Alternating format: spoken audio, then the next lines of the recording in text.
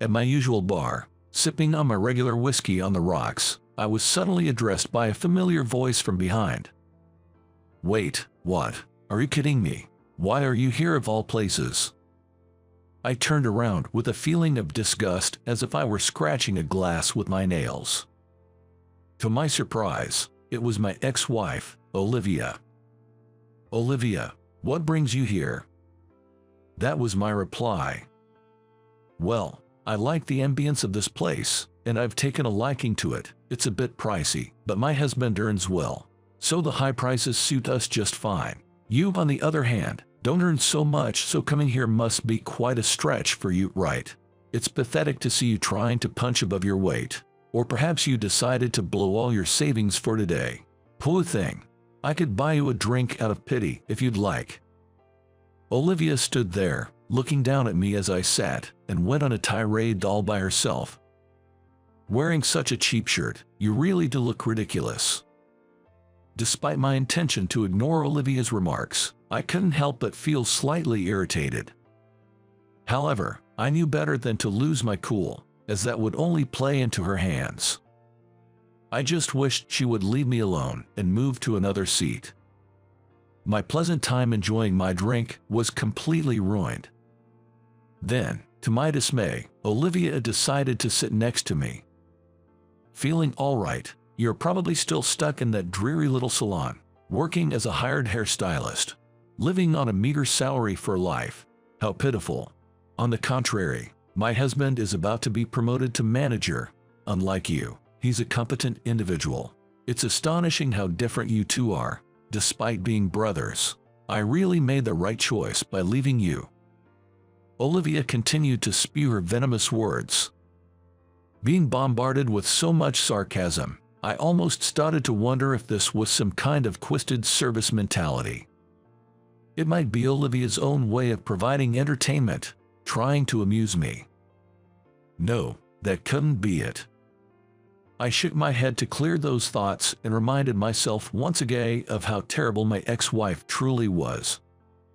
After all, Olivia was the woman who, while married to me, seduced my brother and then divorced me to marry him. The fact that such an awful person exists outside of TV dramas still sends shivers down my spine. Wanting nothing to do with her, I resolved to keep my responses as neutral as possible. "So Noah is moving up in the world. Congratulations." That's what I said to Olivia. "Heh, such a pitiful younger brother." Olivia continued to look down on me with disdain. Then, a regular patron of the bar, Ava, who had been silently listening to our entire conversation, spoke up. Ava and I often met at this bar and shared stories with each other. "Excuse me, I don't know what your relationship with Michael is, but you sure are arrogant. Listening to you is quite unpleasant. I don't know who you think you are, but do you even know anything about him, Michael, who's sitting right here?" I hurriedly said to Ava. "Ava, it's okay. There's no need for you to say anything." But Ava, tilting her wine glass with a triumphant look, said to me, "You should just speak up. Why not put this superficial, vile woman in her place?" Hearing this, Olivia raised her voice. "What the? Who do you think you are, madam? It's rude to speak like that to someone you've just met. Mind your own business." Ignoring Olivia's words, Ava continued. "Rude, that's funny coming from you, who's far ruder, but go ahead, take a good look with those murky eyes of yours. Mason, show this rude woman the magazine from earlier, please." Ava called out to Mason, the bar owner. "The magazine, right. Here it is." Mason placed an issue of the internationally renowned fashion magazine, Beauty Woman, abbreviated as BW, on the counter where the three of us were seated. "Wait, what is this?" Olivia was taken aback as she looked at the cover of the magazine. "My name is Michael. I grew up in a town just outside of New York, in a family of 4, my father, mother, brother Noah, and myself. My father was known to be good at drawing since he was a child and aimed for art school after high school, but After failing the entrance exams 3 times, he gave up on his dream. Having entered the workforce with just a high school diploma, he struggled to find a well-paying job. My mother, who was quite naive and sheltered, married my father by chance and resented him for their life of poverty and his lack of higher education. Because of this, Noah and I were raised with our mother constantly drilling into us that getting into a high-ranking school is the most important thing in life.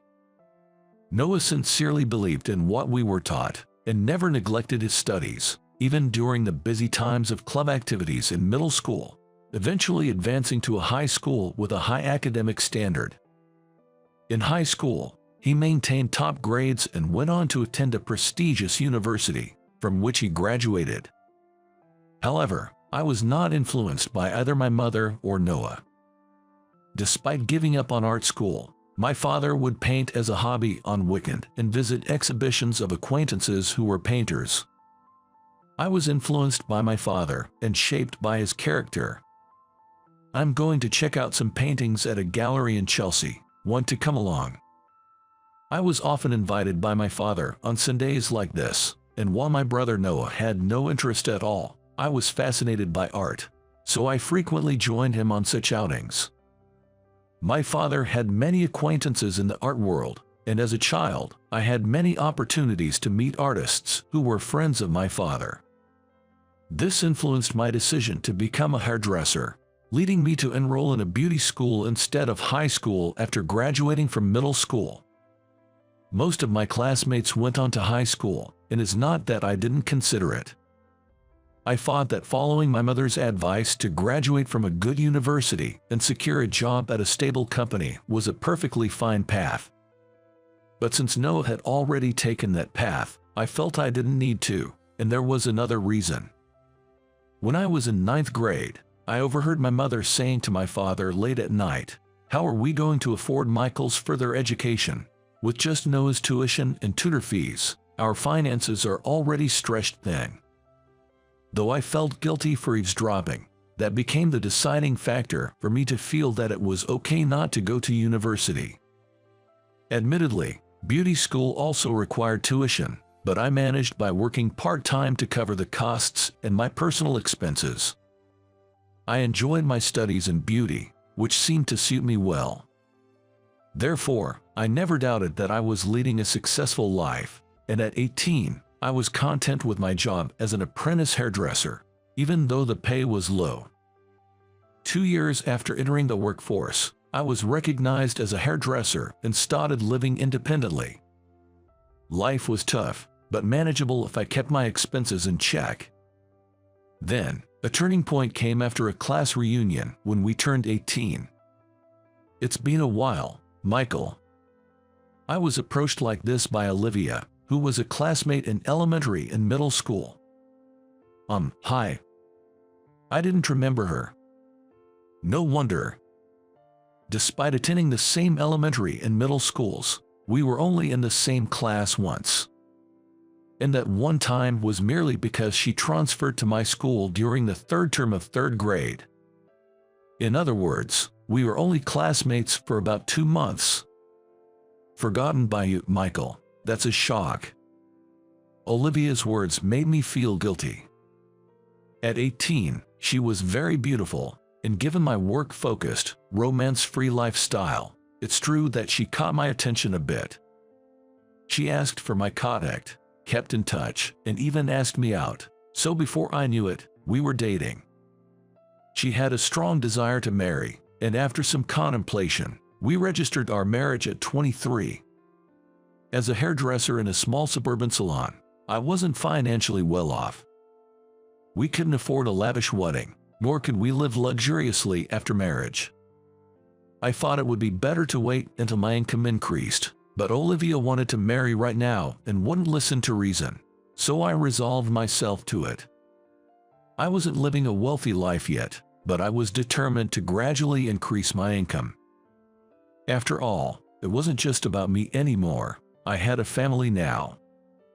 After registering our marriage, I dedicated even more time to studying beauty-related subjects in my spare time.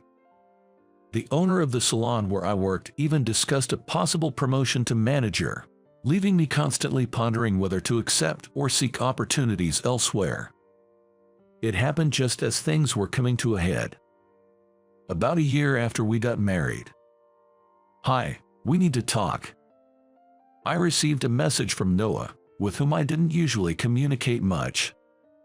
Wondering what it was about, I replied, "What's up?" and he asked to meet in person, so we arranged to meet after work the next day. At the cafe where we agreed to meet, not only Noah was waiting, but, to my surprise, Olivia was there too. I came to talk to Noah today. Why is Olivia here?" I asked, completely baffled by the situation, and took a seat opposite Noah and Olivia. "I'm really sorry, Michael." Noah apologized deeply to me. Olivia remained silent. "What are you apologizing for?" I felt a strange discomfort in the air, making even the coffee tasteless. I should be the one to say it, not Noah. Olivia spoke up. I couldn't believe my ears. "I'm sorry, Michael. I want to divorce you and be with Noah," Olivia stated firmly. I was utterly confused. "I don't understand what you're saying." That was all I could muster in response. "I've grown to dislike our marriage, and I've fallen in love with Noah," Olivia explained. "Wait, Olivia, do you realize what you're saying? You're married to me, right? Falling in love with my brother. Don't you think that's wrong? How did things end up like this?" I was lost, unable to figure out who was in the wrong or what went wrong. "I know it's wrong to be with your wife, but Olivia's passion moved me too," Noel admitted. At that moment, something snapped inside me.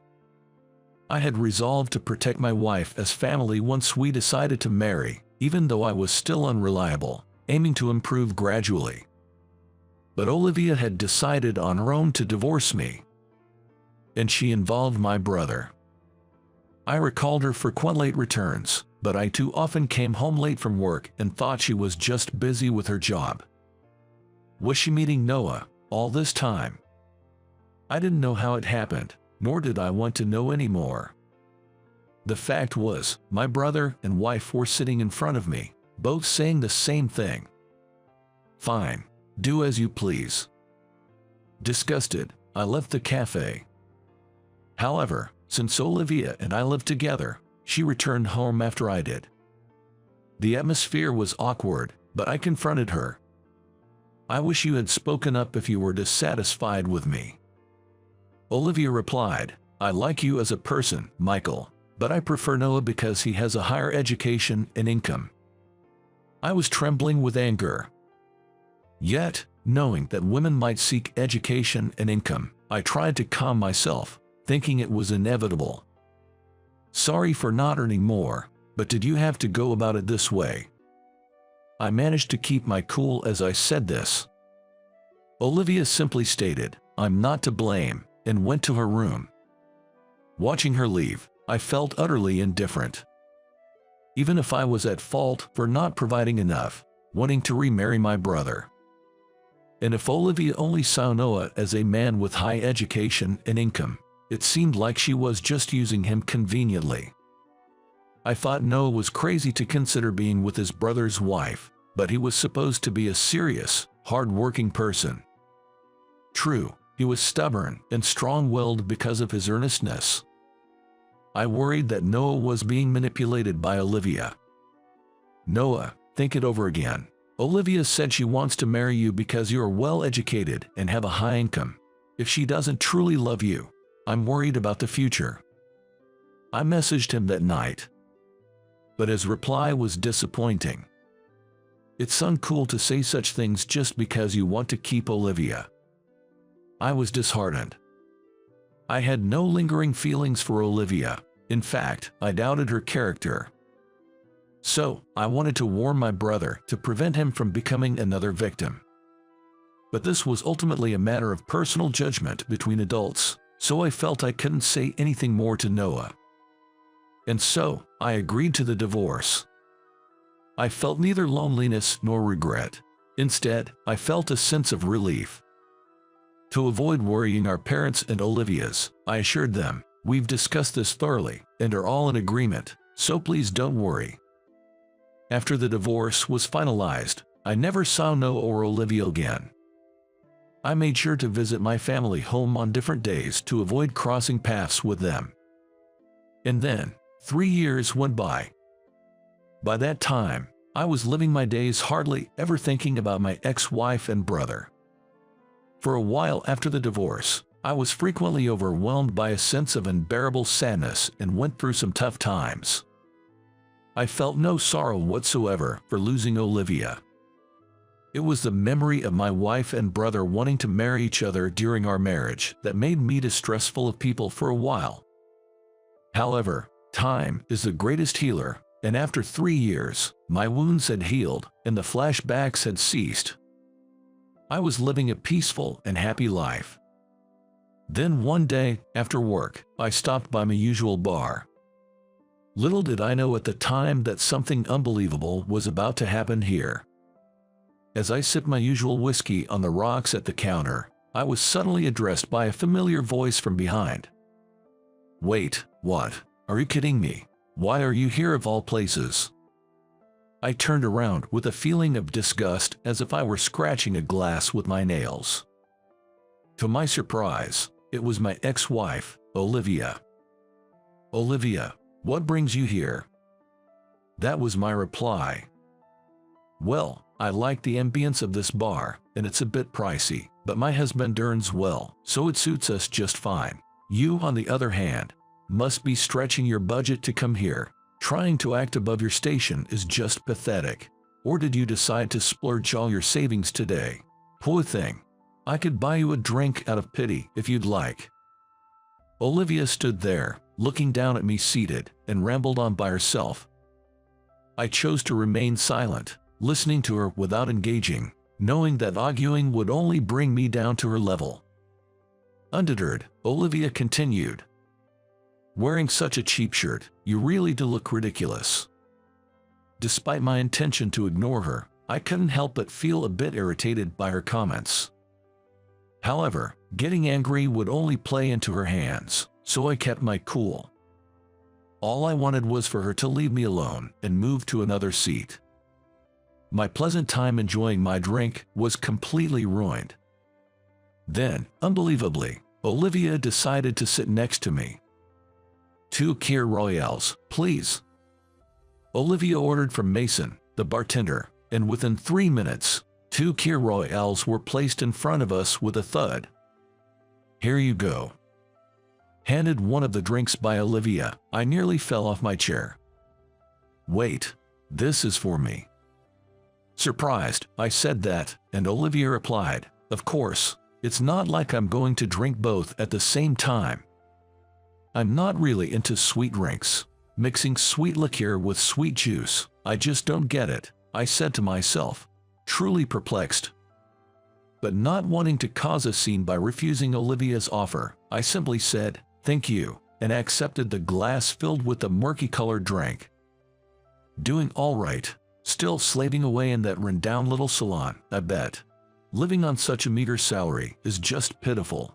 Unlike you, my husband is about to be promoted to manager. It's amazing how 2 brothers can be so different. I really made the right choice by leaving you." Olivia went on a tirade all by herself, again laden with sarcasm. Being bombarded with so much sarcasm, I almost started to wonder if this was some kind of twisted service mentality. It might be Olivia's own way of providing entertainment, trying to amuse me. Or maybe not. I shook my head to clear it and reminded myself of just how terrible my ex-wife really was. After all, Olivia was the woman who, while married to me, seduced my brother and then divorced me to remarry him. The fact that such an awful person exists not just in dramas but in reality still sends shivers down my spine. Wanting nothing more to do with her, I resolved to keep my responses as non-committal as possible. "No is moving up in the world. Congratulations." I said that to Olivia. What a pitiful younger brother. Olivia continued to look down on me with disdain. Then, Ava, a regular patron who had been silently listening to our entire conversation, decided to speak up. Ava and I often met at this bar and would share stories with each other. Hey, you. I don't know what your relationship with Michael is, but you sure are arrogant. It's quite unpleasant to listen to. I don't know what your status is, but do you even know anything about him, Michael, sitting here? I quickly said to Ava. Ava, it's okay. There's no need to say anything more. But Ava, tilting her wine glass with a triumphant look, said to me, Michael should just speak up. Why not put this superficial, vile woman in her place? Hearing this, Olivia raised her voice. What the? Who do you think you are, madam? It's rude to speak like that to someone you've just met. Mind your own business. Ignoring Olivia's words, Ava continued. Rude, that's funny coming from you, who's far ruder. But go ahead, take a good look with those murky eyes of yours. Mason, show this rude woman the magazine from earlier, please. Ava called out to Mason, the bar owner. The magazine, right. Here it is. Mason placed an issue of the internationally renowned fashion magazine, Beauty Woman, abbreviated as BW, on the counter where the three of us were seated. Wait, what is this? Olivia was taken aback as she looked at the cover of the magazine. That's right, the man on the cover is Michael. Ava said with even more pride. No way, isn't this a photo with the global music icon, Maria Smith? What's going on? Olivia, in panic, flipped through the magazine. Wait, a 10-page feature on Maria and Michael. Why? Olivia frantically flipped back and forth through the magazine, looking at the articles and photos. Then she demanded an explanation from me. Explain this, Michael. Ava began to explain on my behalf. As you can see, Michael has become the exclusive hair and makeup artist for the world-famous singer Maria. His talent has been highly praised, and he's been offered to do hair and makeup for models and fashion shows by famous designers who appear in Paris Fashion Week. You, with your dowdy fashion sense, probably only know about domestic matters and are clueless about the global scene. Michael, the hair and makeup artist, is a celebrity worldwide. While listening, Olivia kept muttering, "No way," in disbelief. Then she exclaimed, "But Michael, you were just a hairstylist in a small suburban salon. How did you rise so high all of a sudden?" "I participated in various contests while working as a hairstylist, even when we were married. I talked to you about it, but you looked down on me, didn't listen, and showed no interest. I didn't make it in domestic contests, but when I took a chance on international ones, I was recognized. That's how I got noticed by a famous hair and makeup artist, trained under them, and then entered bigger contests. I won a grand prize in one of them, which led to my role as Maria's exclusive artist." Though I thought it unnecessary to explain all this to Olivia, Ava had already shared so much about me, so I reluctantly added my own explanation. "That's amazing, Michael," Olivia said, then added, "As expected of my ex-husband, I'm his ex-wife. Let's meet up as exes sometime. For starters, I'd love to get Maria's autograph. Can you introduce me to her in person?" I was astounded by her sudden change in attitude upon learning of my connections with famous people. Truly superficial. "You really are despicable. Stay away from Michael. I don't care if you're his ex-wife or whatever. You have no relation to him now. And by the way, you called Michael's shirt cheap earlier, but it's from a famous brand. You can't even recognize quality." Ava raised her voice. But Olivia, undeterred, said, "Hey, Michael, actually, I've been regretting it. I think you were the better man after all. Noah has been all about work lately and doesn't pay attention to me. I'm lonely. Please, I'm going to divorce Noah anyway. So won't you give us another chance?" While she intertwined her arm with mine, I instinctively shook her off, saying, "Stop it." Ava then remarked, "Michael, You really shook her off from the bottom of your heart. Well, of course. There's no way you'd get back together with such a woman, because... Just then, as Ava was about to continue, she exclaimed, "Speak of the devil," and I turned around in response to her shout, only to see a familiar figure. Emma. The woman I called Emma was my girlfriend. Emma, don't get the wrong idea. Michael did nothing wrong. It's this woman who's at fault. She came onto him unilaterally. Ava explained on my behalf. Yes, I saw everything. You're Olivia, Michael's ex-wife, right? He's shown me a photo of you before. I know how much Michael truly despises you. I've been watching from a distance for a while now. You're really shameless. Emma said that. Ava laughed heartily, saying, "The always quiet and kind Emma, speaking such sharp words." And Olivia, turning pale, said, "Wait a minute, Emma, isn't she Michael's childhood friend?" Emma was taken aback. "Wait, how does she know about me? That's scary." Then, a familiar male voice spoke up. "Olivia, what was that earlier? Asking Michael to start over, getting so close to him." Noah, my brother and Olivia's husband, stood there.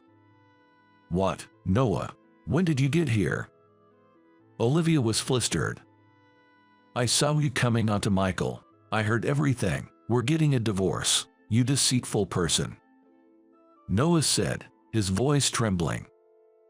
Then, turning to Michael, "I know I wronged you by marrying Olivia in such a manner, but I've finally seen the light. I was naive, fooled by Olivia's convenient lies and deceit. I feel ashamed of myself. I sincerely apologize for hurting you, my brother. I truly am sorry." "It's okay. I don't hold a grudge. If you've come to your senses, that's good. But maybe you should be more discerning about women," I said, and he replied, "You're right. I'll reflect on this. I'll start over after the divorce." Olivia, in panic, clung to Noah's arm. "No way. I won't accept a divorce. What are you saying, Noah? Didn't we swear our love to each other?" But Noah, with a look of disgust, shook off her arm. "Don't touch me. Regarding the divorce, I'll have my lawyer contact you." Olivia was in tears. But, that's so cruel. I've loved you since we were kids. When I transferred in elementary school, you were so kind to me. I dreamt of marrying you someday, and when we met again at the reunion as adults, I was so happy we could date and then marry. And this Emma, she was just a girl from another school who attended the same swimming class as you in elementary school, right? I always saw you were returning from the class with her, and now you're with her. That's so unfair. I loved you more." Olivia sobbed as she spoke. I was dumbfounded. "Then why did you decide to divorce me and remarry my brother while we were married? That's just cruel, isn't it? Do you understand how I felt when I was betrayed by both my wife and brother? Have you ever considered anyone else's feelings? You just want whatever you desire at the moment, right? That's childish thinking. No, even children can understand other people's pain. After our divorce, I struggled with insomnia because of the emotional pain. Then, through a friend from my hometown, I reconnected with Emma, who comforted and supported me during my tough times. She thought about my pain with me, and now, Olivia, you've hurt my brother Noah. In front of him, you came onto me, asking to start over. How many times do you need to hurt people before you're satisfied? You're truly the worst." As I vented, Olivia tearfully said, "But it's natural to want a husband who is capable and earns well, right? I left you for Noah because he had a higher income, but now you have become successful and famous. So naturally, I want to get back with you, right?" In the next moment, Ava burst into laughter, saying, "Michael and Noah, this woman is unbelievable. Cut ties with her quickly." Then, turning to Olivia, Ava said, "Olivia, I can somewhat understand your feelings, but fundamentally, you're wrong as a person. If you want, I'm always here at this bar. Come and see me, and I'll give you a thorough scolding to straighten you out." Then, Mason interjected, "Once you enter Abba's lecture hell, even crying children go silent." Hearing this, I also added, I know, I've seen several people shaken by her lecture hell right here. Mason and I chuckled together, but Noah and Olivia were frozen with expressionless faces. I'll be staying at a hotel for the next 3 days. Leave the house within that time. I'll proceed with the divorce proceedings starting tonight, Noah said to Olivia. Realizing he was serious, Olivia silently settled the bill with Mason and left the bar alone. You did well to speak up. I roughly get the story. So you were deceived by that woman for a long time, right? Well, your sin is not forgivable. You have no choice but to reflect deeply. Michael here is a magnanimous man, so I think he'll forgive you. For now, buy Michael a drink, and me too, while you're at it, Ava said, looking at Noah. Understood. Mason, please get a drink for Michael, Ava, and also for Emma, Noah responded. Then, I made Noah sit 1 seat away from me and Ava, and I moved next to Emma at the counter. Today was supposed to be the anniversary of my marriage to Olivia. I never imagined it would turn out like this, Noah said, dejected. Ava silently comforted him by patting his shoulder. But Noah, you're stubborn once you make up your mind. If you've decided to start over after leaving Olivia, I'm sure happiness will come your way, I encouraged him. I'm sorry for being such a terrible brother who hurt you. Thank you, Noah apologized. Well, it's all good now. The evil spirit is gone. Cheers. Ava raised her cocktail glass high, given by Noah. More importantly, today is a significant day for Michael. Forget about Noah. If you're truly repentant as a brother, celebrate his new beginning, Ava said to Noah. A new beginning? Noah asked that question. Yes, actually, I'm moving to France for a while because of work, so I took a small box out of my pocket. Emma, please come with me. Let's get married. I promise to make you happy. Inside the box was a ring. I had told Emma about moving to France, but it was the first time I asked her to come with me.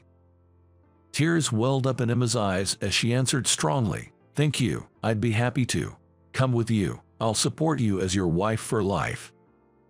In the next moment, Mason quietly started clapping. Noticing this, Ava stood up and shouted, Bravo, clapping loudly. The other customers in the bar also turned to us and joined in the applause. When I glanced over, Noah was crying tears of joy. Half a year passed, and I had expanded my work and network in France, achieving great success as a hair and makeup artist. Emma and I were living happily together. And then, after a long while, I returned to the US for a visit and went to my parents' house. My mother said something like this. The other day, Olivia's parents came over to apologize. We were worried when you and Olivia divorced and she married Noah. But you told us we all agreed on it, so don't worry. After talking with her parents, we finally understood the whole story. It was quite a mess. They seemed really sorry for raising Olivia to be so selfish. Well, I always thought you boys lacked judgment in women. My mother said this and laughed. She raised us with a belief in the absolute importance of a high education, but now she's become more understanding and supports my career. Of course, my father is fully supportive of me too. By the way, Noah seems to be dating a woman his age that he met at work. I hope it works out for him this time, like it did for you and Emma. My mother shared this news with me. I was happy to hear it. I want Noah to be happy too. And now, even for Olivia. I hope she learns from her mistakes so her parents don't have to apologize for her again at their age. Everyone makes wrong choices in life. Of course, it's better not to make mistakes, but what matters is how you handle them afterward. I believe not everything in my future will be smooth sailing, but I'll cherish each moment and move forward. I have a place in France. There's still so much more to explore. Leaving my parents' house, I looked up at the sky, ready to board the plane. Seeing my surprised face, Jason, the head of the sales department, said while trying to suppress his laughter, "Sorry, I totally forgot your existence." Everyone around us burst into laughter at his words. I dazedly stared at Jason. I was the person who planned a company trip, yet how come there was no plane ticket for me? "Sorry, but there's no seat for you. You might as well head back now." Watching Jason laughing his heart out, I regretted not taking care of the travel arrangements myself until the end. But it seemed that Jason had planned this all along. I was completely set up. On my way home from the airport, I sent an email to a certain person. They are probably on the plane with the rest of the sales department by now, so this email won't reach them immediately, but that's fine. I've been transferred a lot more than other employees. The reason is that they wanted me to have tough experiences and get to know various jobs within the company. Because of this, people including Jason started to see me as a liability that couldn't stick to any department, but it was all at the behest of a certain person. My name is Michael. I'm a company employee in my 40s. My parents divorced when I was a child, and I lived with my mother and grandmother in my mother's hometown. My mother was always busy with work, so I spent a lot of time with my grandmother when I came home from school. When I was doing my homework in the living room, my grandmother would bring me snacks and drinks. We would eat them together and chat about what happened at school that day or just have some light conversation. Among the snacks my grandmother prepared, my favorite was a certain brand of cookies. They were sweet, cinnamon, and had a satisfying crunch, and they were both our favorites. Sometimes my grandmother would buy cookies from different brands, but we always ended up saying that the usual ones were better. I loved spending the time with my grandmother. My mom was always busy with work, so she often came home late at night. But having my grandma around meant I never felt lonely, and I admired my mom for her hard work. I wanted to work hard like my mother and be kind to others like my grandmother when I grew up. And so, I grew up with those thoughts in mind. My mother really wanted me to go to college, although it wasn't easy. Consequently, I managed to graduate from a college thanks to scholarships and other programs. I was interested in business management, so I chose the subject as my major. After graduating, I got a job at the cookies manufacturer I always loved. Having an accounting certification, I was assigned to the accounting department as a new graduate. Being assigned to the accounting department as a new graduate is thought to be difficult, but it seems I was placed there because there happened to be an opening. Though I joined a company because I liked its products, I ended up in a department unrelated to them, but that's just how things turned out. I was placed in the accounting department, so I had no choice but to do my best there. Fortunately, the department was full of serious people, but my colleagues were sincere, and they made a comfortable place for me. The accounting department might have seemed stiff and gloomy from the outside, but Alex, my mentor, taught me the job carefully, and my boss, Michael, was kind.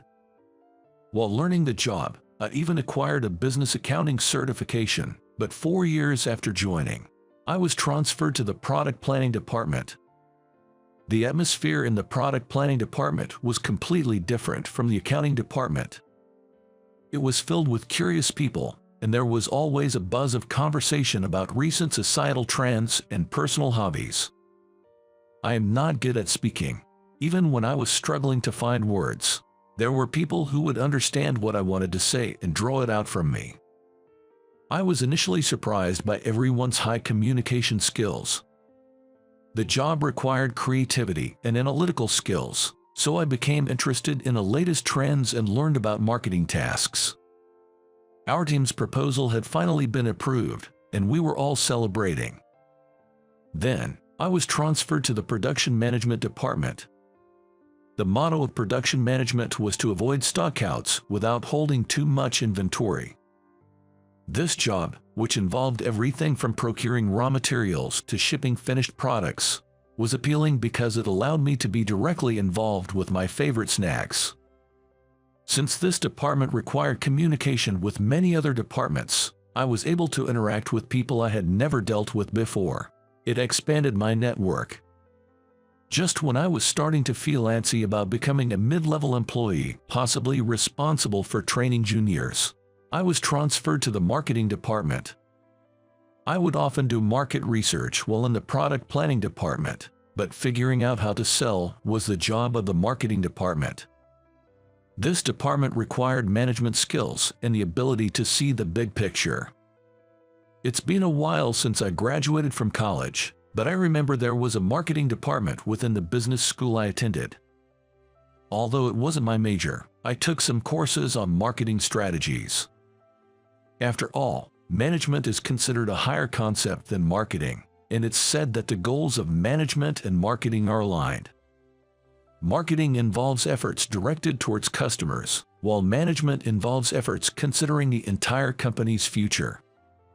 Touching on management-related subjects after such a long time, I found management studies challenging yet enjoyable. There was a great sense of accomplishment when the sales strategies I came up with increased the awareness of our products, and I wished to stay in this department where I could apply what I learned in business school. Around the time I turned 40, I was transferred to the sales department. This was my fourth time facing the challenges of adapting to a new department since joining the company.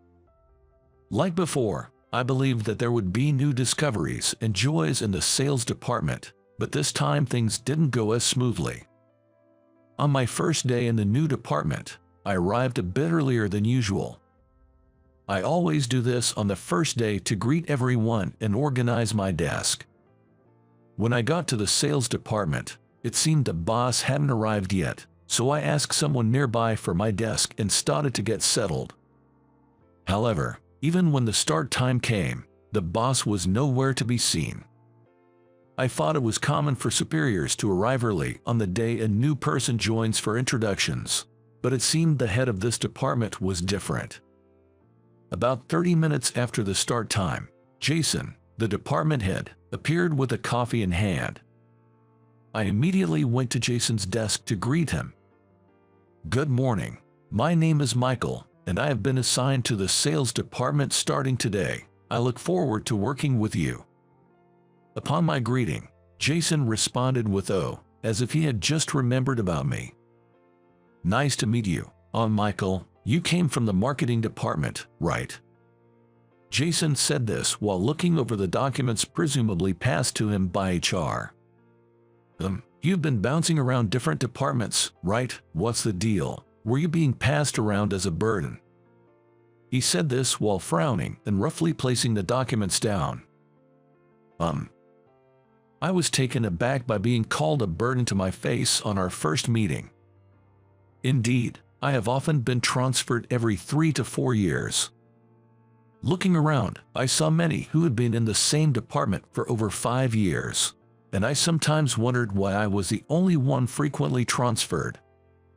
However, I always tried to do my best in every department I was assigned to. I never saw myself as a burden to the company. "Well, whatever. Hey everyone, can I have your attention for a moment?" Jason called out to everyone in the sales department as if nothing had happened. All eyes turned to me. "This is Michael, who joined the sales department today.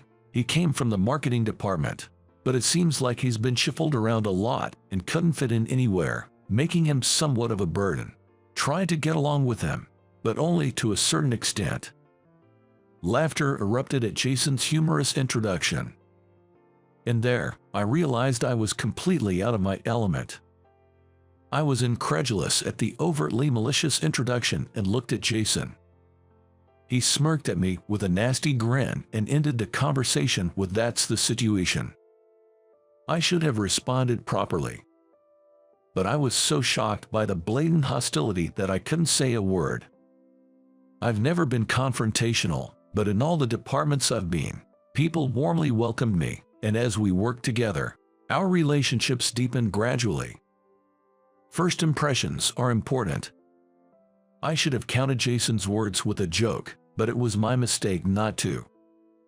They must have thought I wouldn't talk back no matter what. As expected, I became the target of Jason's harassment from that day on. The following days were gloomy. I've worked at this company for nearly 20 years, but I've never experienced anything like this. Given the laughter at Jason's remarks yesterday, it seemed best to assume there were no allies in this department. A mentor was assigned to teach me the ropes of the sales job, but perhaps because of Jason, there was a certain distance. Observing the department more closely, I noticed everyone seemed overly cautious around Jason. Although I was unfortunate to become Jason's target this time, I wondered if there were others in the department who had been targeted like me before. I casually asked Brandon, the senior mentor, "Why did the person before me leave?" Brandon hesitated with his words.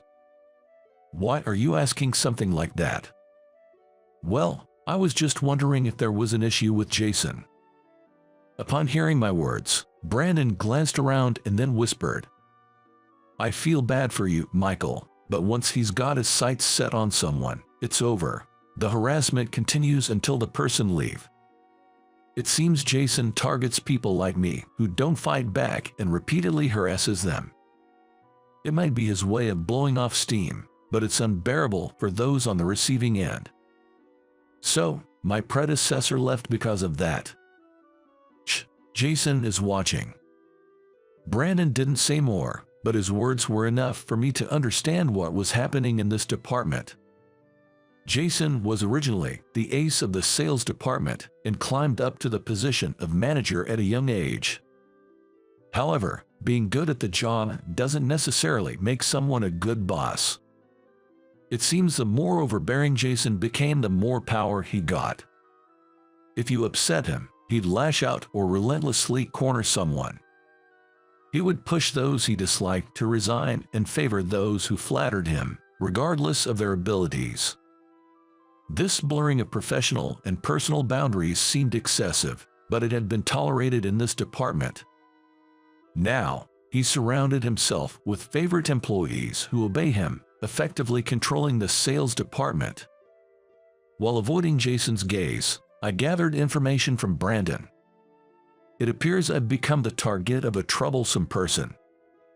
Just as I was getting used to the work in the sales department and the daily nagging from Jason.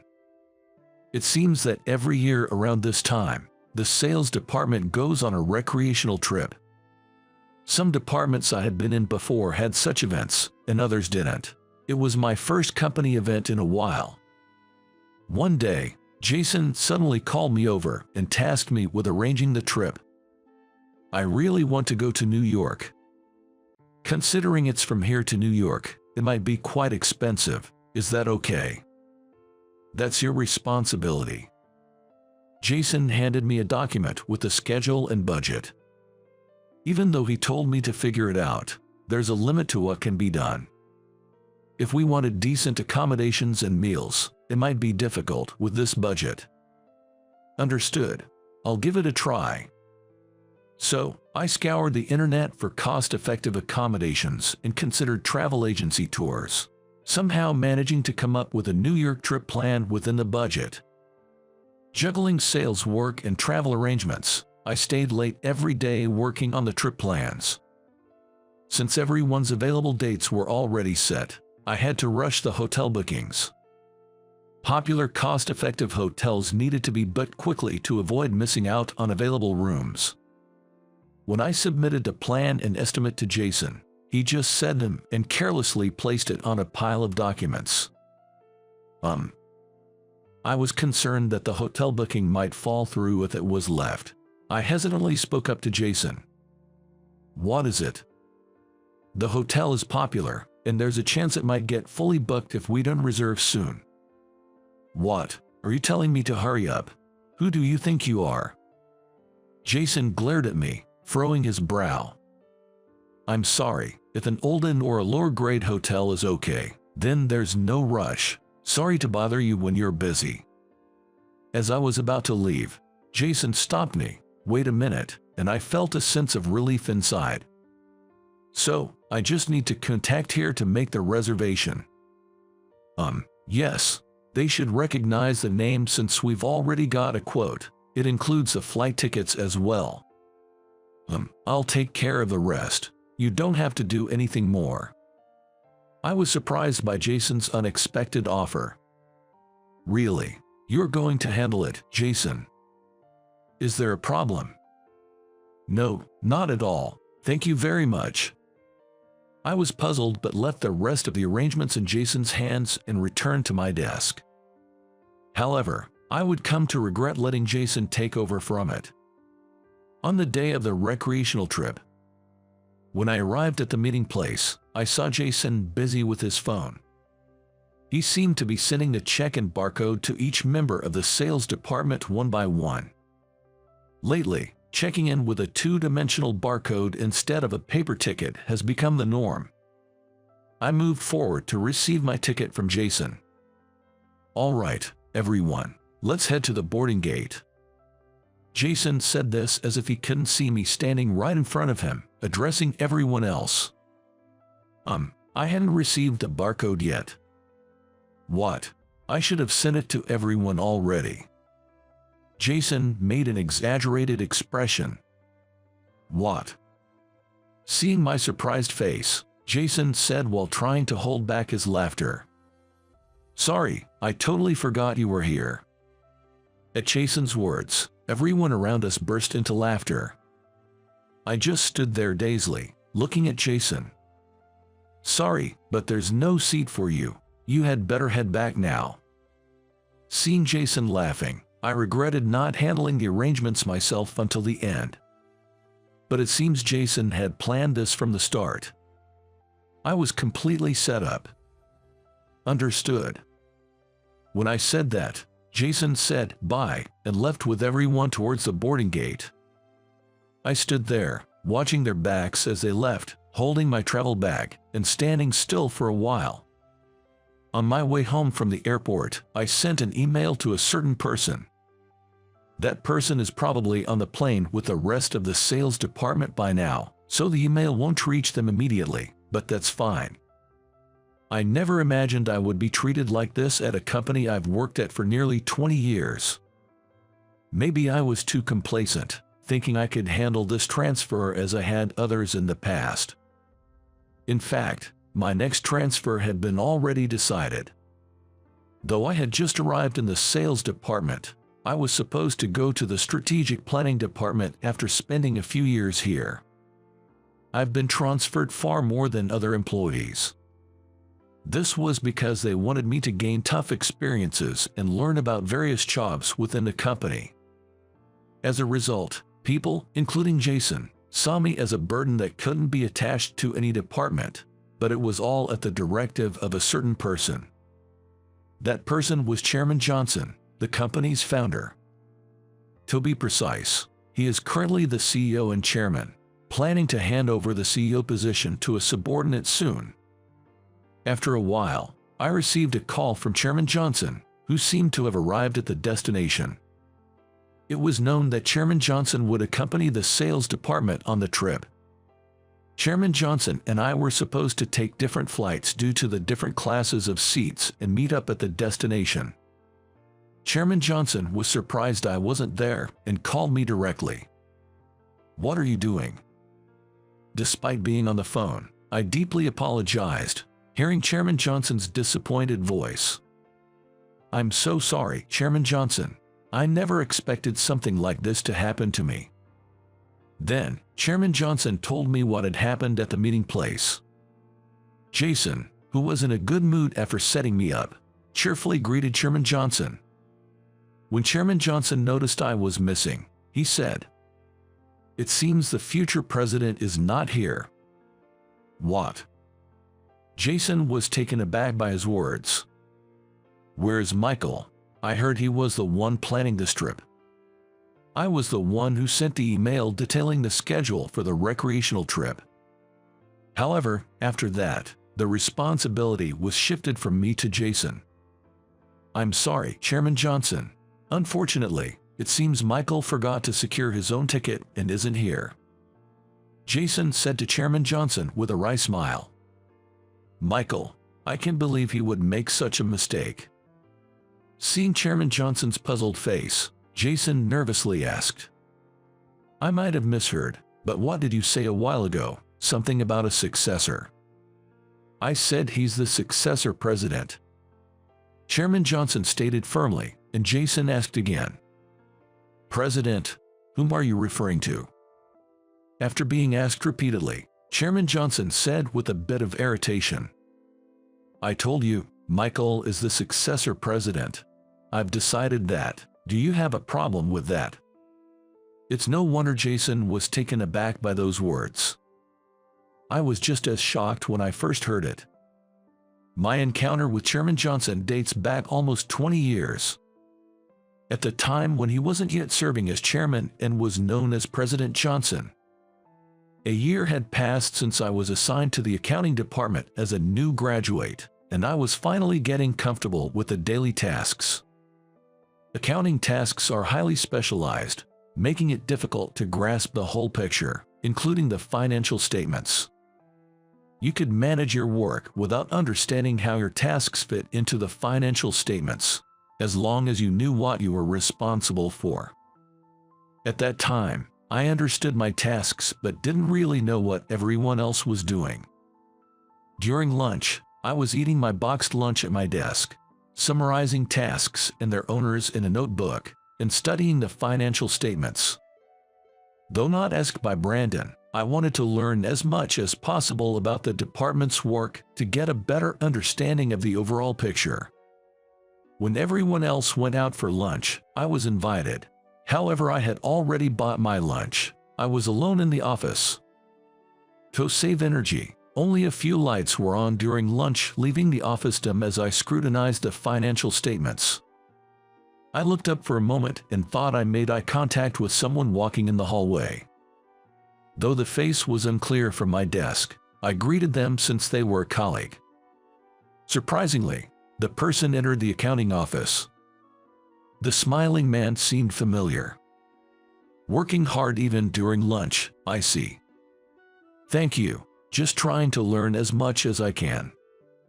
I replied, a bit embarrassed, not sure who he was. You're the new guy, right? Settling in okay. Does he know about me? The man said so. Yes, I've managed to get the hang of my tasks, but understanding the whole picture is still challenging. Interesting. Did someone ask you to do this? He pondered for a moment after asking. No, no one asked, but I thought it'd be good to understand more than just my tasks, to eventually grasp the current situation and think about improvements. You're interested in fund management, aren't you? That's impressive. I didn't even understand the difference between financial statements and balance sheets when I started learning about management. He was surprised by my response. I shouldn't have said such things as a newcomer, but I was surprised he took me seriously. Were you aiming for the accounting department from the start? Not really. I graduated from the business school, but I joined because I liked our products, not specifically for accounting. Since I was in the business school, dealing with numbers was never a challenge for me. However, having joined my favorite confectionery manufacturer, I also have a desire to not just work with numbers but to be directly involved with the products one day. So, you're interested in planning or manufacturing too? Absolutely. I'm in accounting now, so I'm focusing here, but working directly with the products has always been my dream. I see. Maybe in about 3 years then. What? The man murmured something to himself, prompting me to ask again. Sorry, it's nothing. So, do you have any goals you're aiming for in the accounting department right now? Well, for now, I want to expand my knowledge of financial statements. I think I need to understand the processes that the accounting system automates. While accounting systems save time, I believe it's not good to rely on them entirely. Using an accounting system makes it easier to handle data and understand the flow of information, but getting a full grasp of the big picture is crucial for management accounting. which is beneficial for business management. Yes, I'd also like to try my hand at cost accounting. That's great. Product costing is vital for a business's lifeline.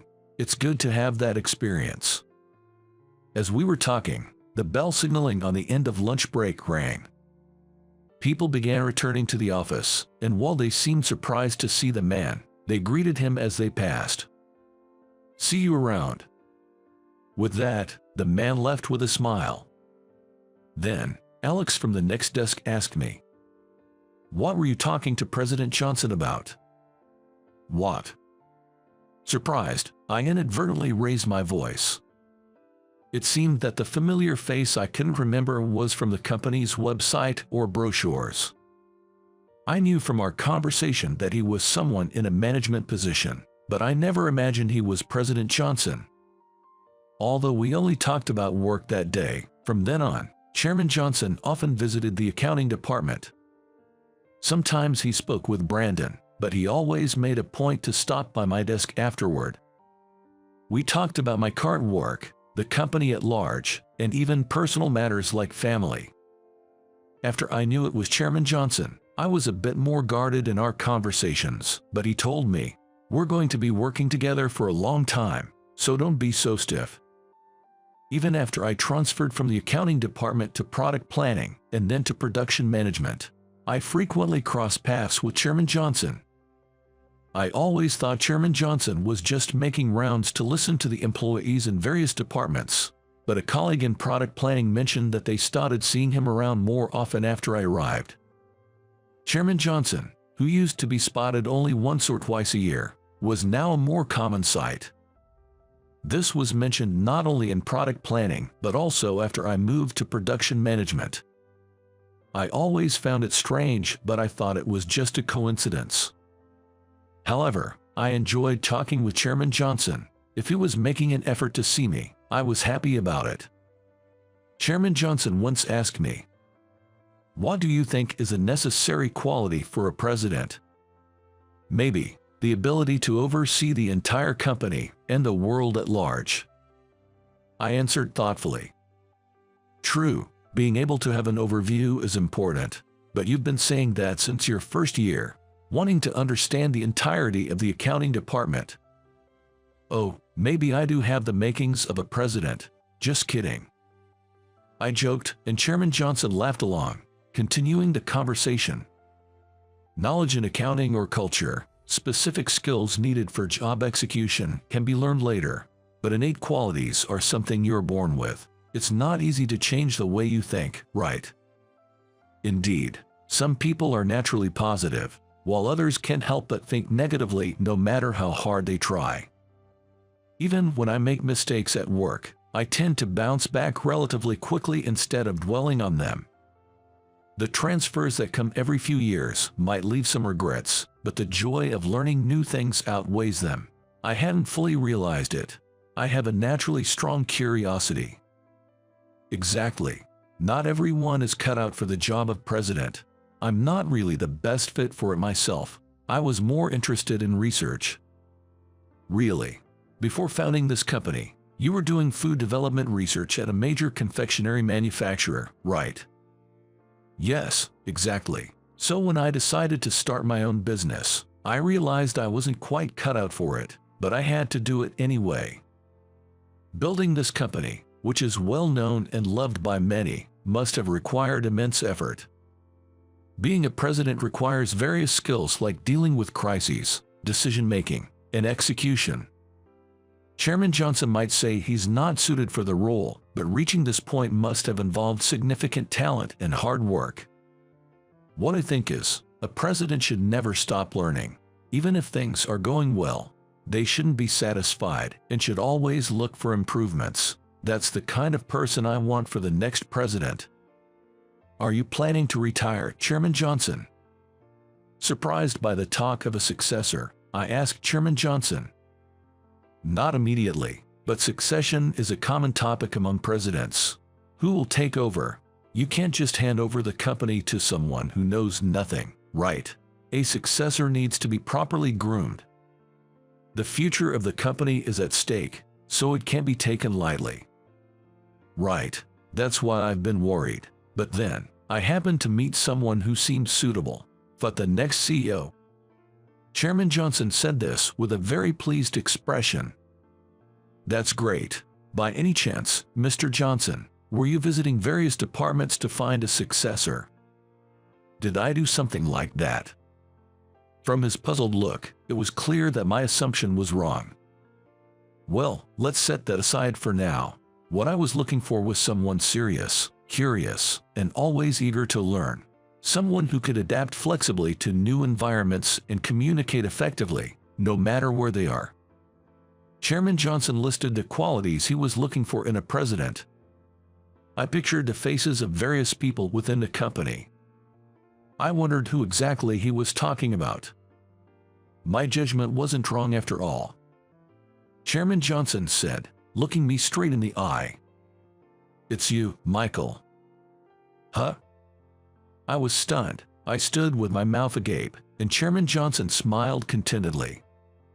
I would like you to be my successor.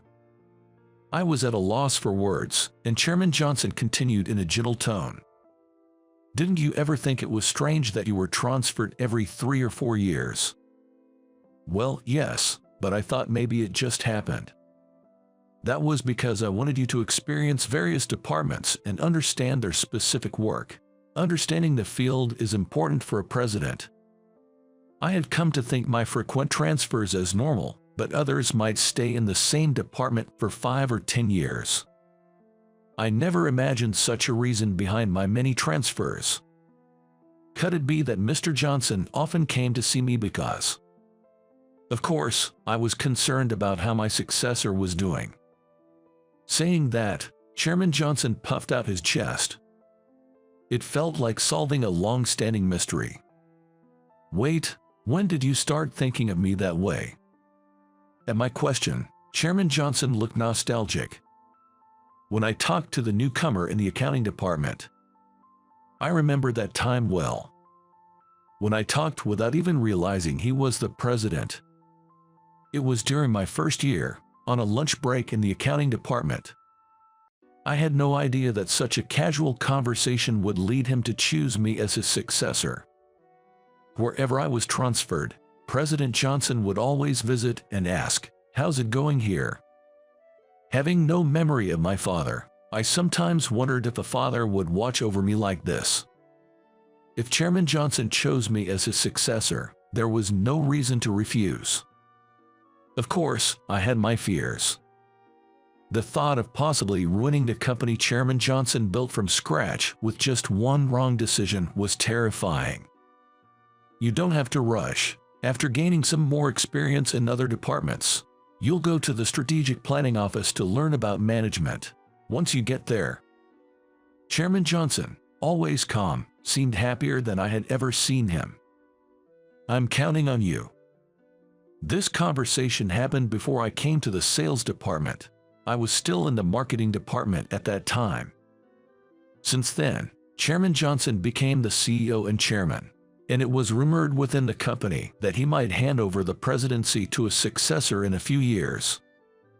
I was transferred to the sales department and would go to the strategic planning office in a few years. I heard that Chairman Johnson had mentioned this during the trip. Jason was reportedly trembling with his face pale throughout the trip.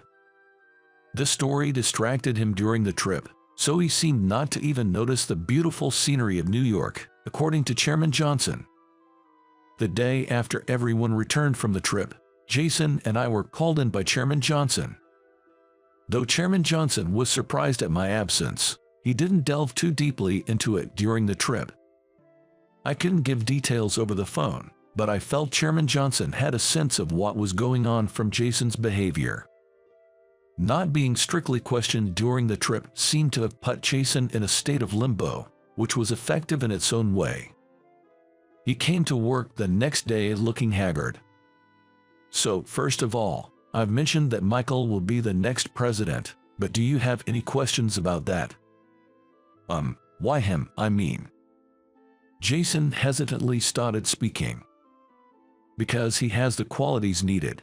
Haven't you noticed that as Michael's supervisor? There was a sharp edge to the words directed at Jason. I'm sorry, but the issue with the ticket was his mistake.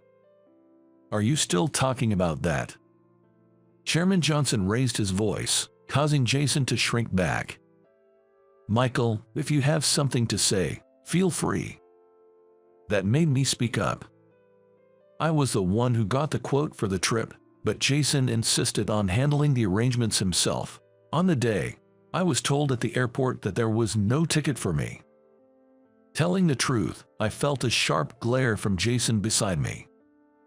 That's nonsense. I don't care if you're going to be president or whatever. You won't bring me down. Jason lashed out at me. Feeling somewhat exasperated, I turned to face Jason.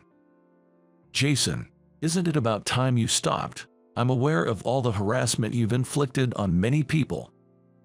It was clear from what colleagues had said that Jason hadn't just harassed me, but had been doing it to various people over time.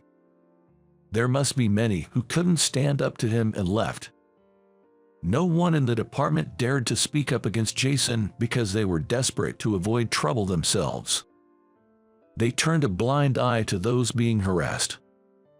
Of course, such behavior is inexcusable, but the priority was to address the root of the problem. What are you talking about? Do you have any proof? There's no way you have any. Then, I placed a document in front of Jason. While everyone was on the trip, I contacted someone who used to work in the sales department. They had left, but they had kept a detailed diary. Jason began to tremble as he looked at the document. It contained detailed accounts of what Jason had said and done. When I looked into it, I found many others who had left. As soon as I mentioned Jason's name, they all were willing to help. I had gotten the contact information of these former employees from Brandon, who had taught me a lot about the job.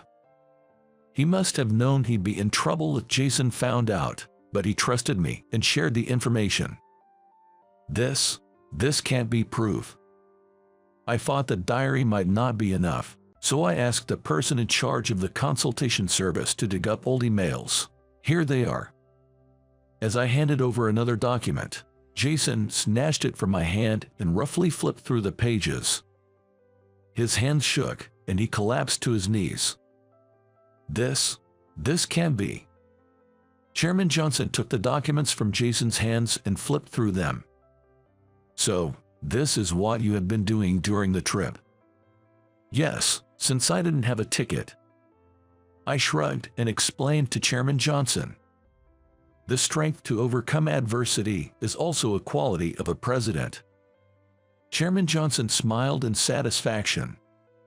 Still, I bear some responsibility for not noticing the misconduct of my subordinate. I'm sorry for putting you through that. Chairman Johnson apologized to me.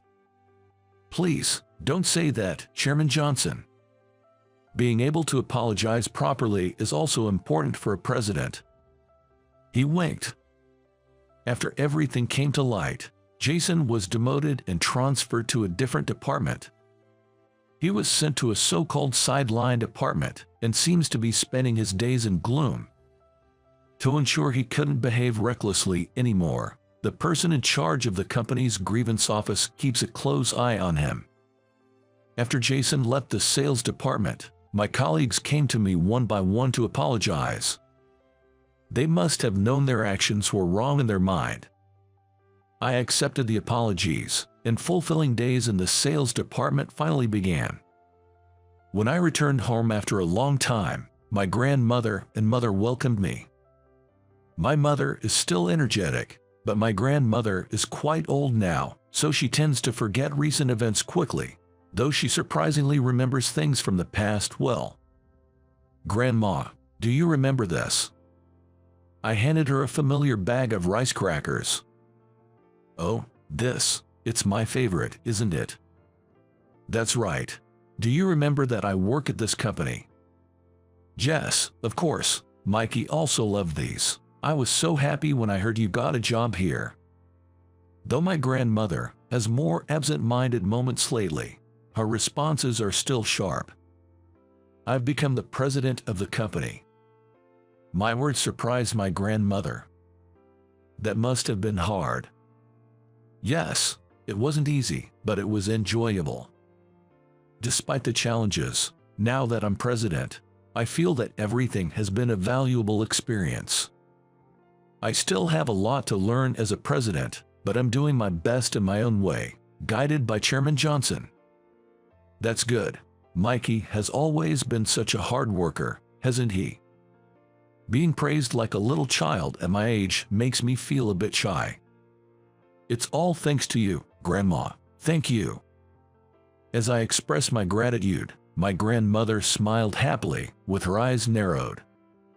The nostalgic smile of my grandmother I used to see while eating cookies as a child.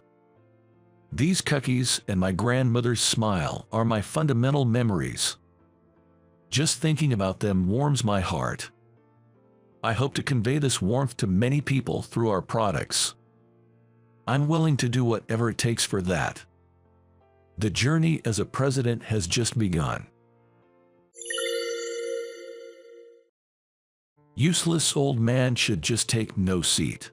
If they can't walk anymore, they should just quit the company already. I've been working in sales at my company for 30 years. Following an accident, I became disabled and couldn't let go of my cane. My female successor, Kathy, looked down on me. It's a nuisance for everyone else if you just stick around. That might be true, but her way of saying it was quite harsh. As I was pondering what to do, a woman appeared. My name is Michael. I was a salesman at an interior design company. I had been working hard in the sales department since I was a fresh graduate, but a few years ago, I was involved in a traffic accident during work and my leg was severely injured. My knee became stiff and difficult to move. Since then, I've been forced to live a somewhat inconvenient life, unable to walk without a cane. I tried hard with rehabilitation, but I never managed to walk as I used to. I could no longer travel around to meet clients, and my work shifted to mainly desk work at the office. The accident happened about 2 years ago. I was in a branch office, driving a company car to a client's place as usual. I believe it was a right turn ahead. The sky was clear on a beautiful autumn day, neither too hot nor too cold, just comfortable. Though it was a major road, it wasn't crowded due to the time. However, the visibility at the upcoming intersection was a bit poor. While enjoying the cheerful music from the speakers, I entered the right turn lane. Oops, a pedestrian, huh? As I was doing my safety check approaching the intersection, I saw a truck speeding in the lane where it should have been stopping for the red light. Hey, you're going to stop, right? The truck didn't seem to be slowing down, swaying quite a bit. There were still pedestrians crossing, and the line of cars waiting to turn right behind me was packed. No way, The truck didn't stop at the stop line and crashed into the car I was in. My car was thrown into an indescribable spin. It was fortunate that the driver's seat wasn't hit directly. Ouch. I felt like I lost consciousness for a few seconds or minutes. When I looked around, the car was distorted, and the windshield was cracked all over. The airbag had deployed, indicating the impact was beyond imagination. I unbuckled my seatbelt, forced to open a creaking, defumed door, and crawled out. The intersection was in complete chaos. The truck that hit me had knocked down several street trees and stopped in a convenience store parking lot. Is the driver over there okay? If the driver had lost consciousness due to a medical condition and went out of control, it must be tough for them too. With that thought, I tried to cross the street. Whoa. I fell within just a few steps.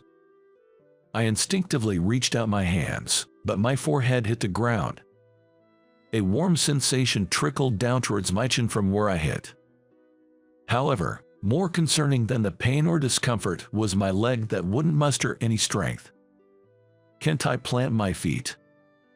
Looking at my aching right leg, it appeared like a mere stick, stretched out straight. Despite the pain, I tried to stand up, but my knee wouldn't bend. Forcing it to bend seemed futile, as it likely couldn't support my weight. "Are you okay?" As I lamented my inability to stand, the truck driver rushed over to me. He seemed to have injuries above his right eye and on his right side, but he appeared okay enough to run. That was somewhat relieving. Just as I thought that, my vision started to spin. "I'll call an ambulance right now." Despite his calls, my eyelids gradually fell. Initially, I tried to keep awake, but then realized it would be easier to just sleep, so I stopped resisting. When I next woke up, the first thing I saw was an unfamiliar white ceiling. Moving my eyes, I saw curtains, some machines I couldn't identify, and an IV drip. Hospital, huh? The memory of the accident flashed back in my mind. But I thought it must have been a bad dream or something, so I tried to move my body. My neck, both arms, and my left leg moved just fine. This is bad. Only my right leg wouldn't move at all. More precisely, I couldn't bend my knee. I could lift it from the hip if I tried, but there was an unfathomable fear of moving it forcefully, making me hesitate. "Are you awake, Michael?" As I groaned to myself, a man in a white coat parted the curtains and appeared. "I am Dr. Miller, in charge of your care." "Thanks." My brusque greeting seemed to darken Dr. Miller's expression. He said nothing for a few seconds, just looking at my immobile right leg. "How's my leg? How long will it take to heal? When can I start driving and moving around again?" "It won't be immediate. Let's work hard on rehabilitation. I'll assist you." From Dr. Miller's hesitation and tone, I could somewhat guess. My leg would probably never return to how it was before. Running freely was likely impossible now. Strangely, I felt no sadness or anger towards the truck driver. I just felt incredibly sudden. Even though I understood that my nearly 30-year career as a salesman had abruptly ended, I couldn't fully grasp it emotionally. "Hey, when can I drive again? When will I be able to travel all over the country?" "Michael." Even though I knew it was impossible, I kept asking Dr. Miller the same questions. I wanted affirmation. I wanted him, a medical expert, to tell me that I could be a salesman again. But he didn't say that. Giving hope and not lying contradicted each other in this situation. As a doctor, he probably couldn't say anything irresponsible. It was then that I first shed tears. The cause of the accident was the truck driver falling asleep at the wheel. It wasn't due to a loss of consciousness from a chronic condition or drowsiness from medication side effects. The working conditions at the trucking company he worked for were extremely poor, and he hadn't been getting enough sleep. The night before the accident, he had hardly slept and was on his 12th consecutive day of work. "I'm truly sorry." The driver, who had brought a gift as a gesture of apology, offered his deep apologies to me, seated in my wheelchair. "Please don't apologize. You're a victim in this situation too." Since the fault lies with his company, I couldn't blame him. Besides, no matter how much he apologized or how much money I received, it wouldn't make my legs work again. I will have to live with this disability for the rest of my life. That fact remains unchanged. Well, it's time for my rehabilitation, so I'll be taking my leave now. If there's anything I can do for you, please let me know. I want to take some responsibility. Despite my telling him not to apologize, he continued to do so as I left. "In that case, could you push my wheelchair to the rehabilitation room? I'm not used to operating it and my arms are sore." "Of course, leave it to me." Though I had asked for his assistance, neither of us knew what to talk about, and we reached the destination in silence. He had to go to the police station that afternoon, so we parted ways there. As for me, I continued with my usual rehabilitation routine. I would fall into my right leg, then get up using the strength of my arms and left leg. I repeated this frustrating process so much that I sighed. As a result of continuing with rehabilitation, I reached a level where I could walk somewhat with the aid of a cane. However, I couldn't work outside as actively as before. Not wanting to resign myself to unemployment, I obediently followed instructions to transfer to the administrative department of the same company. At the same time, for certain reasons, it was decided that I would transfer from the branch to the headquarters. After I started working in the administrative department at the headquarters, I received a message from Kathy, who worked at the branch. Kathy had taken over my duties at the branch and was a 30-year-old woman serving as the manager of the sales division. It seemed she wanted to visit the headquarters for inspection. The lack of interaction between the headquarters and the branches had been an issue, so this was a good opportunity. Thinking so, I accepted her request. She is coming to the headquarters today. As someone familiar with her, I volunteered to be her guide. It looks like Kathy has just arrived. Welcome to the headquarters. How can I help you today? I walked to the office in trance, leaning on my cane, to greet her. Thank you. Please show me around as soon as possible. I don't have much time to spare. I had intended to welcome her warmly, but she spoke with a somewhat cold attitude. I've heard that people nowadays tend to be more detached, but is this what they mean? Yet, somehow, she seems a bit different from before. Understood. I'll show you around. First, I'll start with the office we're in. Turning around, I indicate each section with my left hand. My right hand still on the cane. This is the administrative department. Since my transfer, I've been working here. I might be in other areas at times, but feel free to approach me if you need anything. Even as I said that, Kathy didn't even offer a courtesy smile. She just kept scribbling notes. I want to engage with her more casually, but I wonder if it's a lost cause. That back there is accounting, and by the window over there is the development department. As I continued with the detailed explanations, Kathy closed her notebook with a snap and started walking briskly. Kathy. She proceeded without saying a word. Following her, it seemed she was going around greeting each department head. If that was her plan, I wish she would have told me. I sighed inwardly at this thought. This is the vice president's office, and beyond that is the president's office. They've been informed of your visit for inspection. Is that so? She didn't meet my gaze even for a second, but finally responded. Kathy then moved on to the vice president's office without a second glance. After a few minutes, she came out and headed straight to the break room, where she began greeting people who were making coffee. She skipped the president's office upon seeing a not present sign. Kathy moved on from one place to the next without waiting for me, dragging my leg along. As she said earlier, she must be busy. Next is the development room. It's located above the factory, so shall we go? Oh. Kathy had already started walking in the middle of my explanation. Her heels clicked as she ascended the stairs. Since I needed to use the elevator, I had to take a longer route.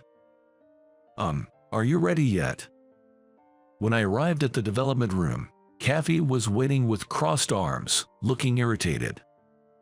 I'm sorry for the delay. It's because of my leg.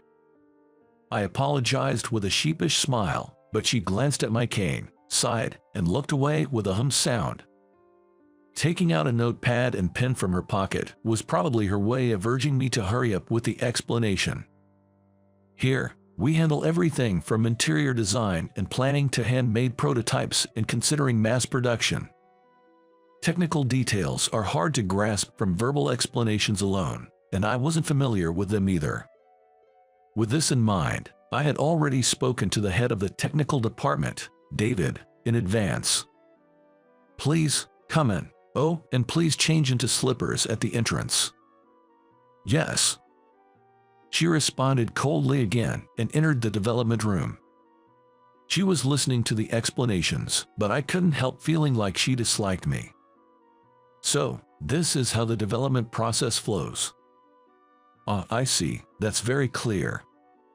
Kathy was very engaged in David's explanations, nodding vigorously. Her tone was bright and cheerful, a stark contrast to her interactions with me. Seeing this, I felt a bit uneasy. Did I do something to upset her? As we were heading to the reception room after the last part of the tour, Kathy surprisingly initiated a conversation. "Why did you come to the headquarters, Michael?" "Well, it's because of this leg, I suppose. I really wanted to continue as a salesman, but I can't drive anymore." As usual, there was no response, only the sound of my cane and her heels echoing in the hallway. "People at the branch said they miss you. Wouldn't it have been better if you had stayed?" The way she phrased it didn't seem like a pure question. Maybe I'm reading too much into it, but it felt like there was an underlying message of, "Isn't it presumptuous for someone like you to be working at the headquarters?" Well, the transfer was decided by my superiors at the time. Even though I tried to be vague, Kathy's expression didn't clear up. It seemed she held the idea of working at the headquarters in high regard. I believe that the work doesn't change whether at the branch or headquarters, but she seemed to think differently. Being involved in major projects and career advancement seemed to require a position at the headquarters, in her opinion. And she's not the only one who thinks this way. I've heard there are other employees who share Kathy's perspective. You could have stayed comfortably in the countryside. Why were you transferred to the headquarters? Well, I'm not sure why. Kathy was grumbling complaints while walking a few steps ahead of me. The distance between us kept growing. It must be tough for the headquarters too, having someone who's a drag on the team. Perhaps thinking she had made a clever joke, she looked back at my leg, smirking as she spoke. I've become used to such comments and continued to ignore them without taking them to heart. Don't you think it's nonsensical that you, who can hardly do anything now, are at the headquarters while I'm stuck in a rural branch? Her veiled insults gradually turned into direct rudeness. We arrived at the reception room amidst this uncomfortable atmosphere. Upon opening the door to the reception room, she immediately took the seat. She crossed her legs and leaned back in her chair. "Useless old man should just take no seat. If you can't walk anymore, you should just quit the company already. It's a nuisance for everyone else if you just stick around." As soon as we entered the enclosed space, she insulted me with a laugh. That must have been her true feelings behind all the snide remarks she had made so far. "Ha ha ha, perhaps you're right," I responded with a laugh, not letting it bother me, which only seemed to frustrate Kathy more. Being unfazed by her words must have been irksome to her. Following her words, I didn't take a seat and stood there. Then, there was a knock at the door. "Excuse me." With that, the door opened, and a woman entered. In her hand, she carries a tray with 2 cups of coffee. Her name was Sophie. She was the head of the secretarial department and served as the president's secretary. Often featured on the cover of the company newsletter, she was somewhat of a celebrity within the company, known across both headquarters and branches. Of course, Kathy would know her face and name. Why would the president's secretary be serving coffee to us? Kathy was surprised and asked this question with wide eyes, but Sophie seemed too flustered to respond. "Dad, why are you standing there? Did your leg get worse?" She abandoned serving coffee and showed concern for my leg instead. The coffee on the tray, though not spilled, was rippling. "No, it's not like that. I did walk more than usual today, so I'm a bit tired, though. Could I have some coffee?" "Oh, why don't you sit down? You had me worried." With my explanation, she regained her composure and carried the tray to Kathy. "I'm sorry to keep you waiting." Wait, are you two related? Like, are you father and daughter? Picking up on the unexpected connection from our conversation, she asked the president's secretary. Yes. Sophie is my daughter. While some people are aware of this, others simply think we share the same last name by coincidence. Kathy was one such example. The president recently changed, and now my father is serving as the president. I have the honor of being his secretary, though it's a bit embarrassing to be a family member in this role. The president changed. Kathy's mouth fell open in shock at Sophie's words.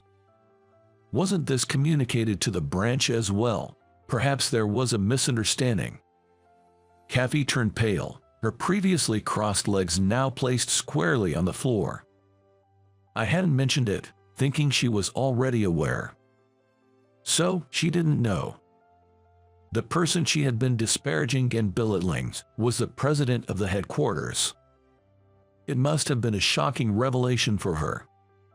Kathy, it seems you've been quite supportive to my father.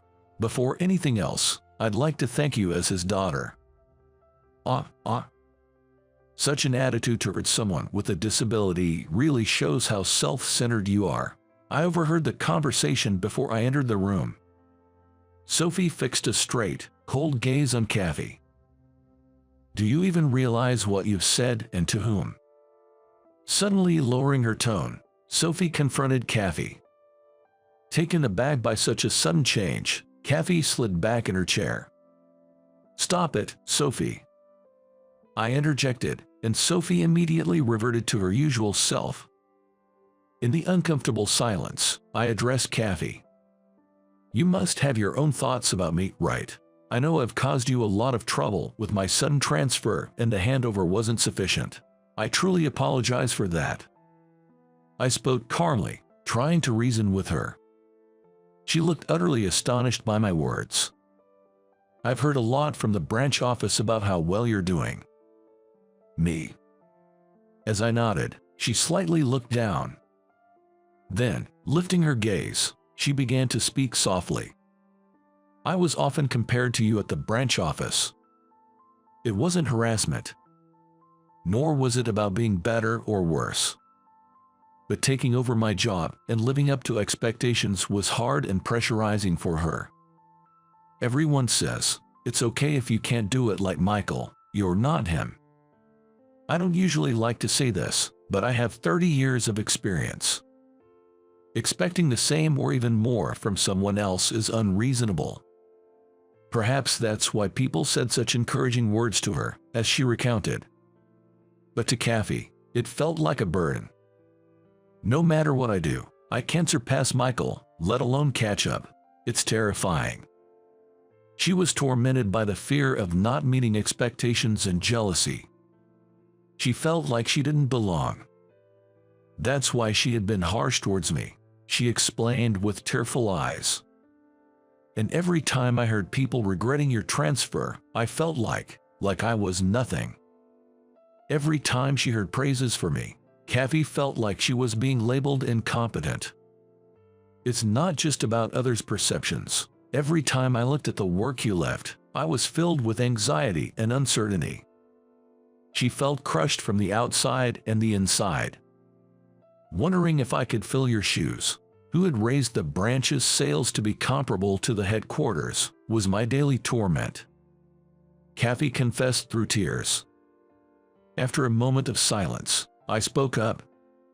What's expected of you and me is different. Chasing after my shadow won't get you anywhere, I believe. Originally, my goal was to acquire new clients and train employees, as commanded by the previous president. After achieving this, I was assigned to transfer to the headquarters, leaving the branch in the hands of Kathy and others. I enjoyed being a salesman and was reluctant, but then that accident happened. With my right leg now impaired, I resignedly accepted the transfer. Since the branch is in a rural area, acquiring new clients will be tough due to the limited target demographic. What I want from you is to maintain and improve quality. I'd like you to enhance customer satisfaction from your unique perspective. Saying this, Kathy showed a soft expression I had never seen before. "Well, I was hoping you'd realize this on your own. I accept the assignment." Kathy nodded repeatedly, tearfully making her declaration. However, Sophie still lashed out at Kathy. She wasn't ready to forgive. "Trying to make this a heartwarming story won't make me forgive you. Your attitude towards my father earlier revealed your true character." Sophie shared with Kathy the hardships and the events that had transpired with me. "That accident could have been life-threatening with just one wrong step. The rehabilitation afterwards was tough, too.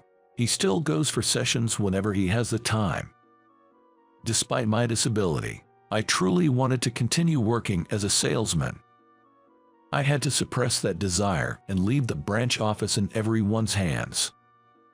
And so, that's why I can't forgive statements that trample on my father's struggles." Sophie. Hearing her angry words, Kathy looked down again.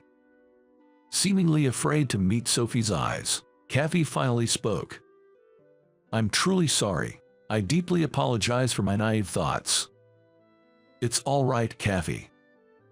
Mr. Johnson." She tentatively raised her face. "I'm well aware that my disability has been an inconvenience to everyone." Saying this made both of them shake their heads. But I continued anyway. "When walking in a crowd, it's natural for people in a hurry to wish I wouldn't walk so slowly.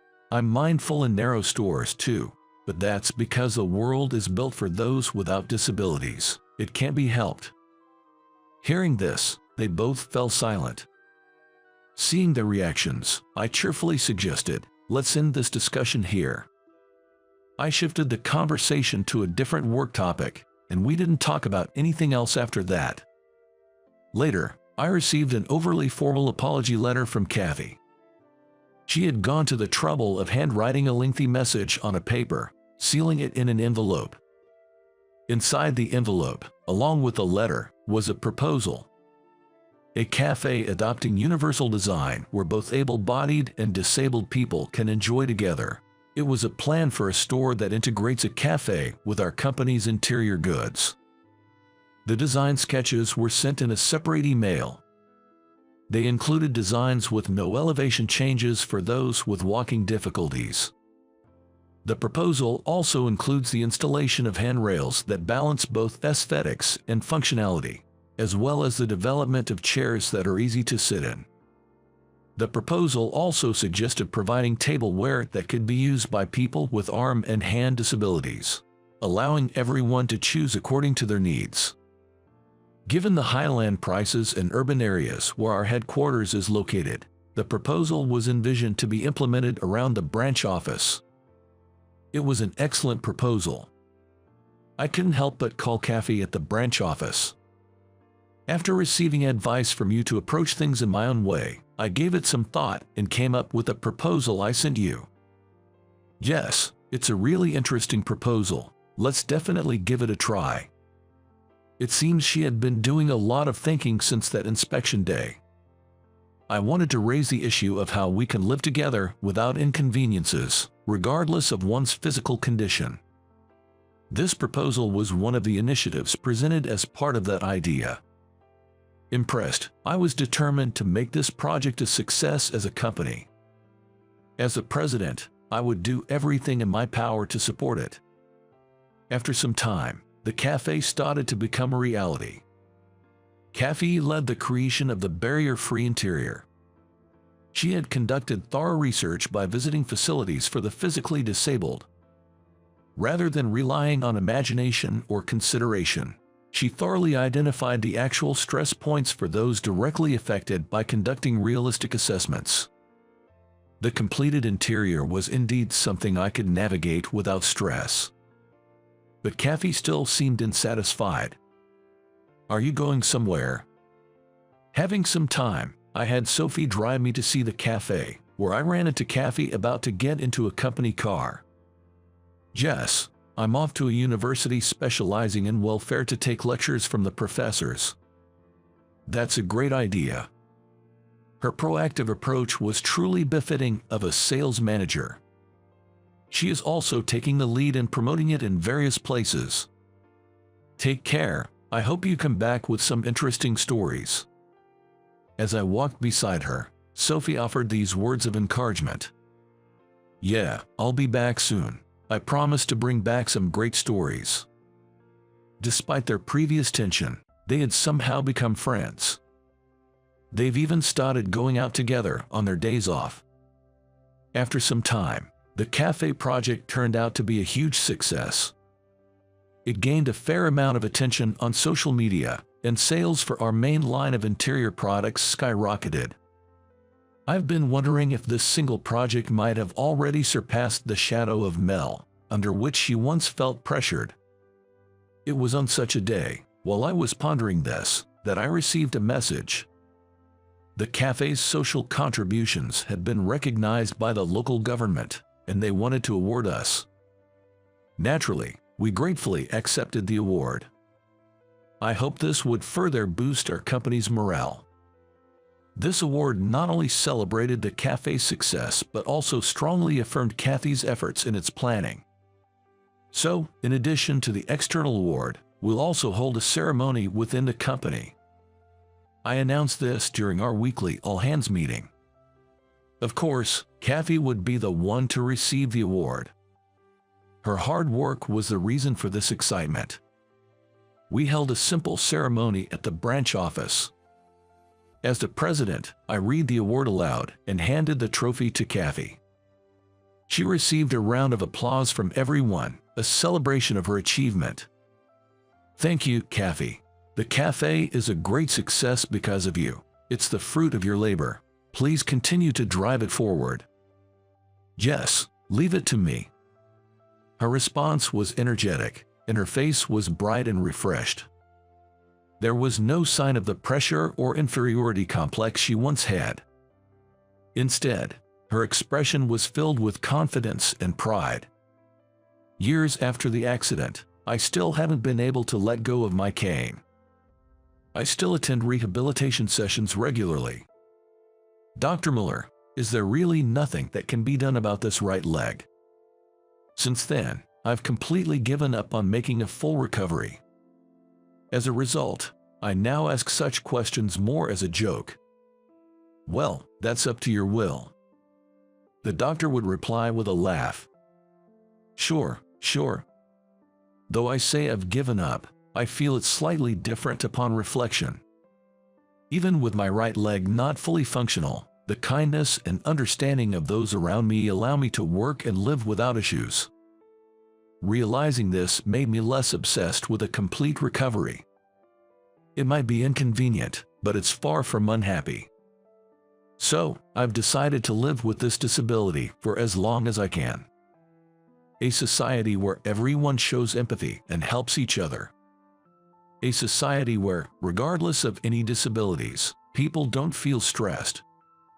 Like that cafe, I want to contribute through my work at the interior company to create more such places. Looking out the hospital window at the sky, these were my thoughts. They say poverty rubs off with a dress like that. John's fiancé, apparently, didn't like the wedding dress I had made. He went as far as to trash it, posting it on the internet with bad reviews to tarnish its image. But he didn't stop there. He paid others to write a massive amount of negative comments about our company. Because of this, my company has been swamped with handling complaint calls. If left as it is, this could negatively impact our work. So, in an emergency meeting, I decided to start doing business with a well-known company. On the wedding day, to get back at John, I urged him to check his cell phone. He was shaken. What's happening? Contracts were being canceled en masse at his company. I couldn't let him off for demeaning my dress, troubling Alice, and spreading bad reviews about our company. We will thoroughly get back at John. My name is Ryan. I'm a man who just entered my 30s, working at a wedding dress manufacturing company. Just an average person. My growing waistline with age is a concern. I know I should exercise for my health, but work is too hectic right now. Especially since the wedding dresses I've been making have gone viral on social media in recent months, doubling the orders. Initially skeptical, starting SNS for the company turned out to be more effective than expected. Thus, while the company is growing its profits, I've been spinning in busy days. Thanks to this, my life revolves around thinking about wedding dresses every day. As a child, I had no interest in wedding dresses. Even when I did think about them, I assumed they were made by women. That perception changed due to an incident in the first year of middle school. Seeing my parents' wedding made me want to create attire that embellishes people's precious memories. My parents, being poor, couldn't afford a wedding initially, but managed to have one years later, thanks to the kindness of an elderly man living nearby. He was a wedding planner and wanted feedback on a new plan he had devised. That turned out to be the reason he approached my parents. Looking back, having a wedding without spending tens of thousands was a stroke of luck. Our family's financial situation is better now, but back then, I had to work right after middle school due to our hardships. I decided to work at a wedding dress manufacturing company after graduating from middle school because I couldn't forget how happy my mother looked in her wedding dress. During the season of vibrant autumn leaves, I was working in the company and spoke to a female colleague. Maybe we should change the color combination here a bit. Understood. I'm sorry to trouble you with this when you have your own work. It's no bother at all. The person I was speaking to is my younger colleague. Her name is Alice. She's sitting at her desk, intently staring at the computer screen. She's also in her 30s, a classmate from middle school. But after graduating, she went to a fashion-related vocational school. Since she joined a company after gaining various specialized knowledge at school, she was younger colleague, even though we were classmates. The client has specified a color for the lace, so we should consider that in our design, right? Right. The customer's request is paramount. It's a once-in-a-lifetime occasion, so we want to make a dress that they'll love. This reminds me of our middle school days. After school, we'd brainstorm various clothing designs together. When I was designing wedding dresses, others would mock me, saying, "Wedding dress, even though you're a guy," but she wasn't like that. When I asked why she didn't mock me, she said, "There's no gender in loving something." I was attracted to her in middle school, but my first love never came to fruition. It seems she has a fiancé. I've tried to learn a lot since I started vocational school, but I still have a long way to go. I'm taken aback by her voice as she speaks to me. She seems to be struggling with a big problem lately. She often repeating the same mistakes or forgetting what she needs to do. As a colleague working in the same office, I want to help her if I can, but it's personal, so I can't get too involved. "I wish you'd talk to me if you are having trouble," I said, "but I wonder if that time will ever come." As I watch her and think, a bug flies. It flies in from nowhere, apparently wanting to get out. It keeps hitting the window glass. It's painful to watch, so I open the window to let it out, and then Alice speaks to me. "You're kind. You were helping a cat near the office the other day too," she says. She's talking about something that happened a week ago. I was about to head home when I heard a cat meowing from a tree near the office, so I got curious. Turns out, the cat couldn't get down from the tree, so I brought a ladder from the office to rescue it. It seems Alice saw me doing this. I don't think it's a big deal. That cat might have been able to get down from the tree on its own after a while, I say. But I think the cat was still anxious, so it was good that you helped it out early, she replies with a smile. Seeing her smile makes me feel a bit shy. While we're talking, her phone vibrates. Alice picks it up from the desk, checks the screen, and her expression darkens. She thought it was a message from a client, but it wasn't. "What's wrong?"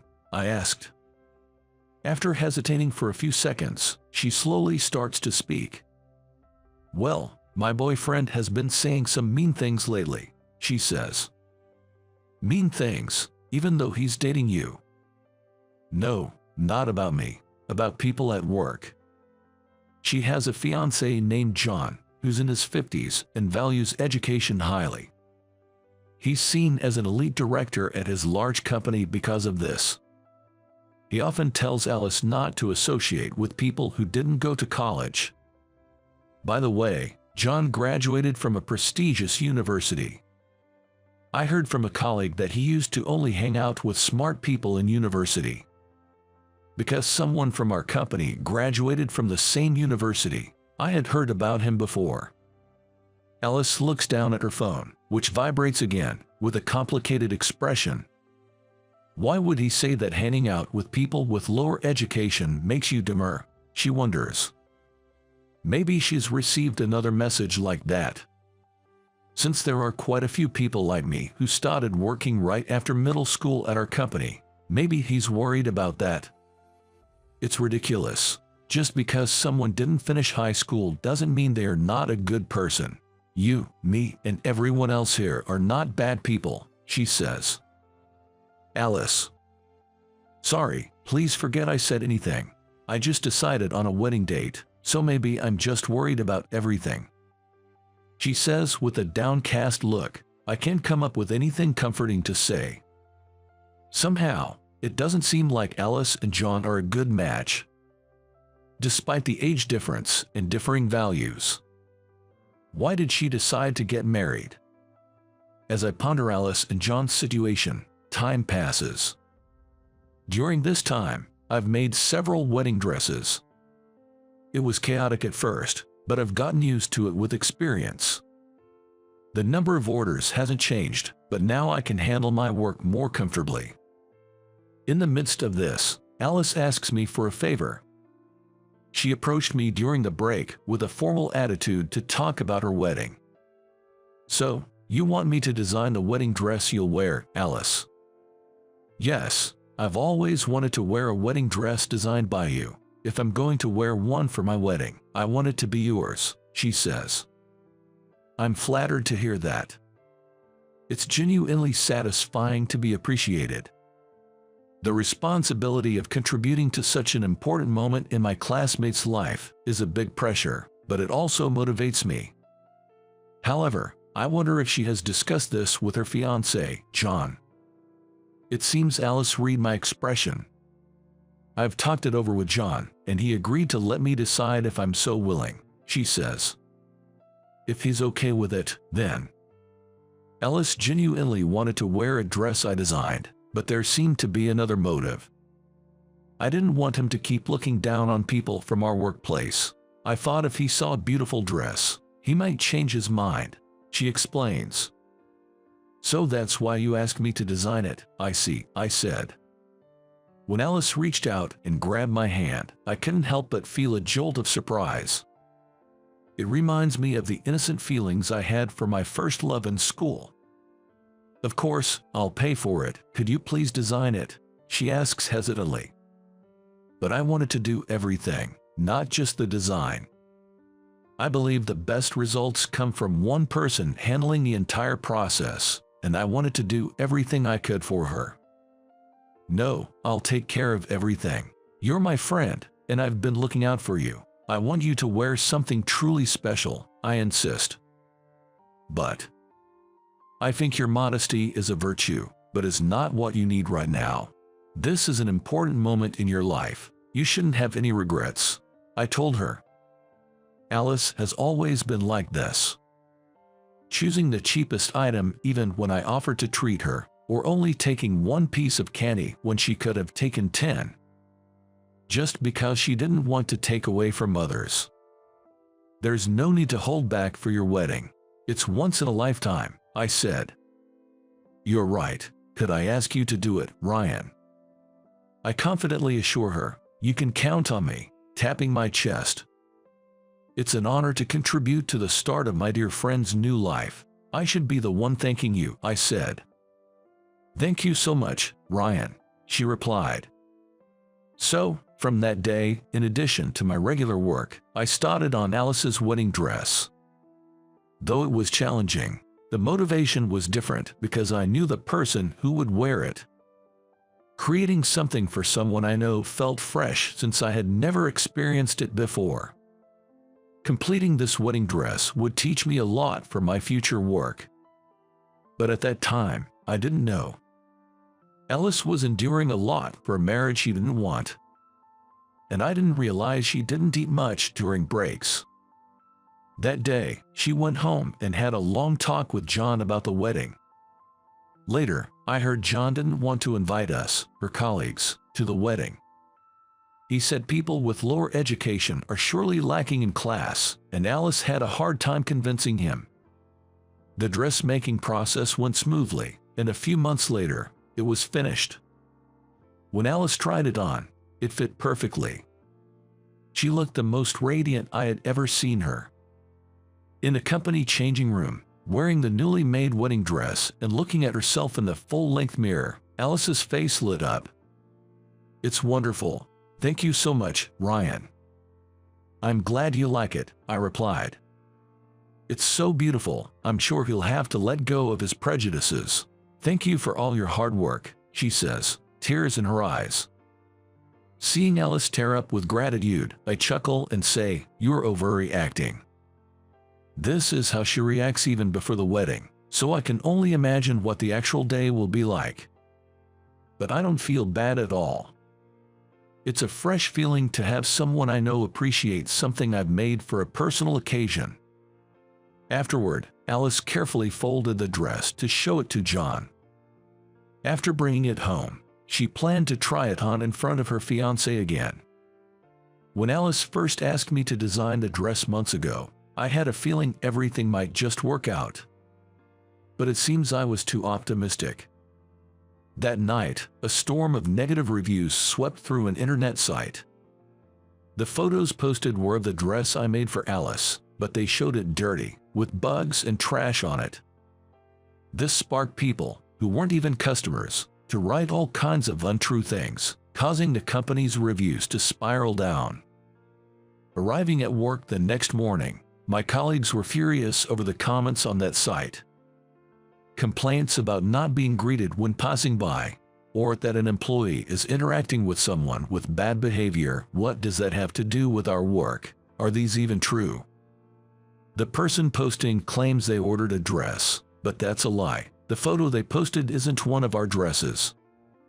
The names mentioned are from a different wedding dress company. These are employees from another company. It seemed the situation had worsened overnight. As I was trying to figure out what to do, Alice arrived at work. "I'm so sorry, everyone. It was John." She had already seen the reviews. She was apologizing profusely, her face pale. "No, Alice, it's not your fault. You were so happy yesterday, you couldn't have expected this to happen," I said. Though the colleagues accepted her apology, allowing the moment to pass, we couldn't let the company's reputation continue to fall. That afternoon, we decided to cancel one appointment to gather in the meeting room and think of a response to the reviews.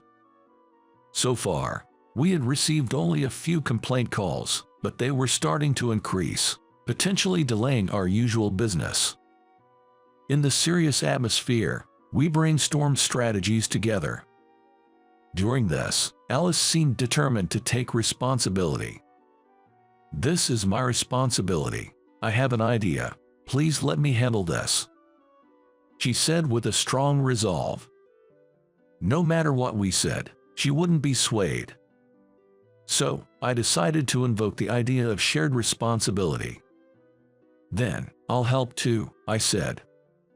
"A senior should bear the burden of a junior's mistake." I couldn't let her face this alone. As a colleague, I need to teach a lesson to anyone who bullies my dear colleague. First, we needed to understand why Alice was engaged to John in the first place. The more I thought about it, the more I felt something was off about the two of them getting married. The next day around noon, I visited a well-known company in the area to solve the issue. a renowned company familiar to many residents here. Upon explaining my visit at the reception, I was directed to a spacious conference room.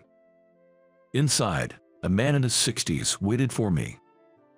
Mr. York, the company's president. The person who looked at me with a sharp gaze was one of the adults who had watched over me since I was a child. I often visited Mr. York's house as a child, where he would entertain me. "It's been a while. I hear you are having some troubles." Mr. York greeted me with a gentle smile, happy to see me. Despite my happiness, I knew this wasn't the time for reminiscing due to my current situation. "It's been a long time. Actually, I've been facing some challenges with a colleague." I began, summarizing recent events. Mr. York listened intently to my explanation, offering his full attention. After I finished speaking and took a moment to breathe, Mr. York began to speak. "Firstly, as a neighborly elder, I must say you've had it tough. When you enter society and start a business, you're bound to encounter troublesome individuals occasionally," he said. "Thank you. Have you experienced something similar, Mr. York?" "I've lived for 60 years and managed a company. Naturally, I've had my share of experiences."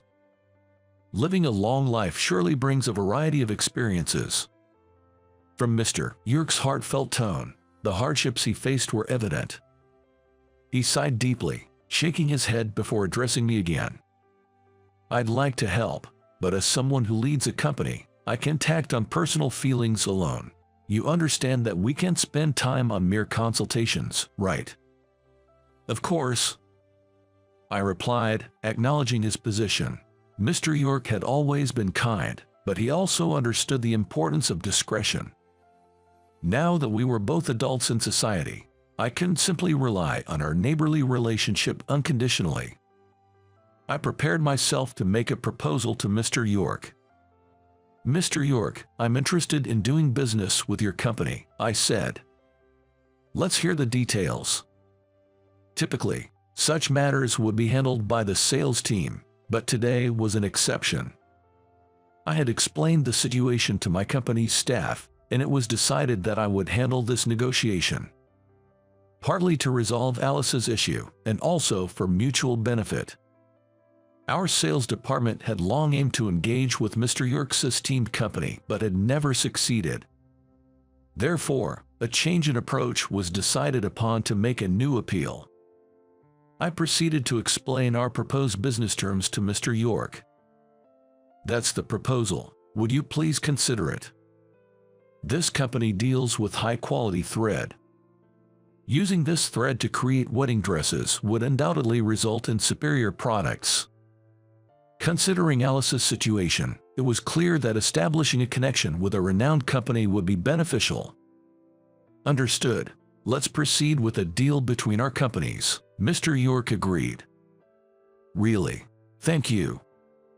While I was relieved at the success, questions lingered. Why had it worked this time, when all previous attempts had failed, after just one meeting? It was unlike Mr. York to make decisions based on personal feelings.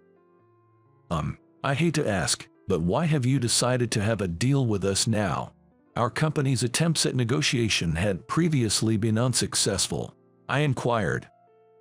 "It's because I appreciate individuals who work hard," he replied. "Excuse me." Mr. York, with a smile, explained to have puzzled me. "From our conversation earlier, I sensed a great passion for wedding dresses. It was clear you spend your days deeply engaged with them. Perhaps that's why." Though I had indeed been preoccupied with dresses due to recent business, I wondered if that was really enough. Sensing my thoughts, Mr. York continued. "It's simple, yet important. You've demonstrated dedication to providing quality products to your customers by earnestly engaging with the dresses. That's what I deemed you a trustworthy business partner. Having no previous sales experience and never having been evaluated in such a manner by a business partner, I felt awkward yet flattered. Filled with happiness and embarrassment, I managed to say, "Thank you." After finalizing preparations for a comeback against John, the wedding day finally arrived.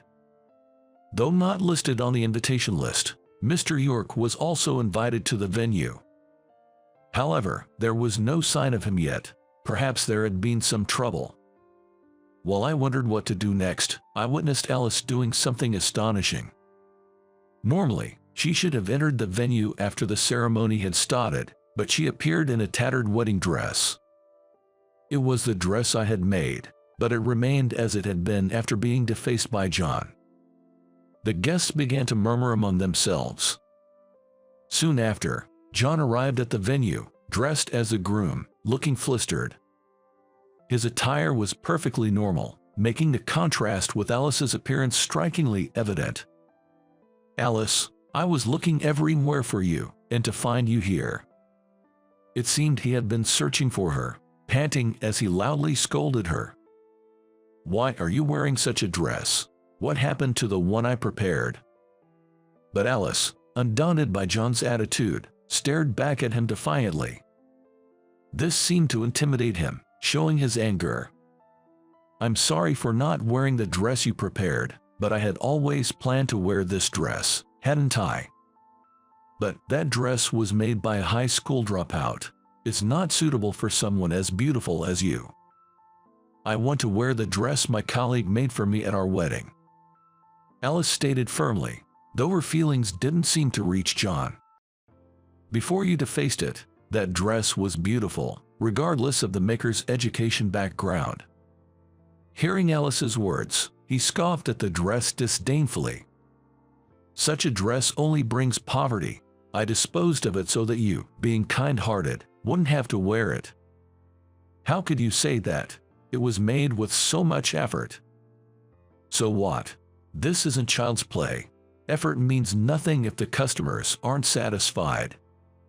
The venue fell silent as the two argued. Among those gathered at the venue, there likely wasn't a single person who wasn't focused on these two. Alice narrowed her eyes and glared at John.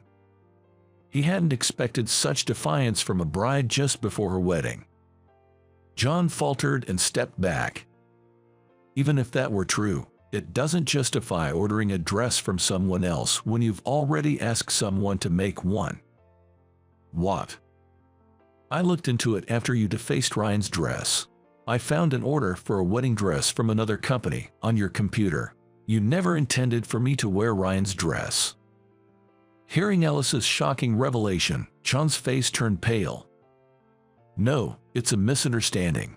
Listen to me," he pleaded. But she showed no mercy. Alice raised her voice so everyone in the venue could hear her clearly.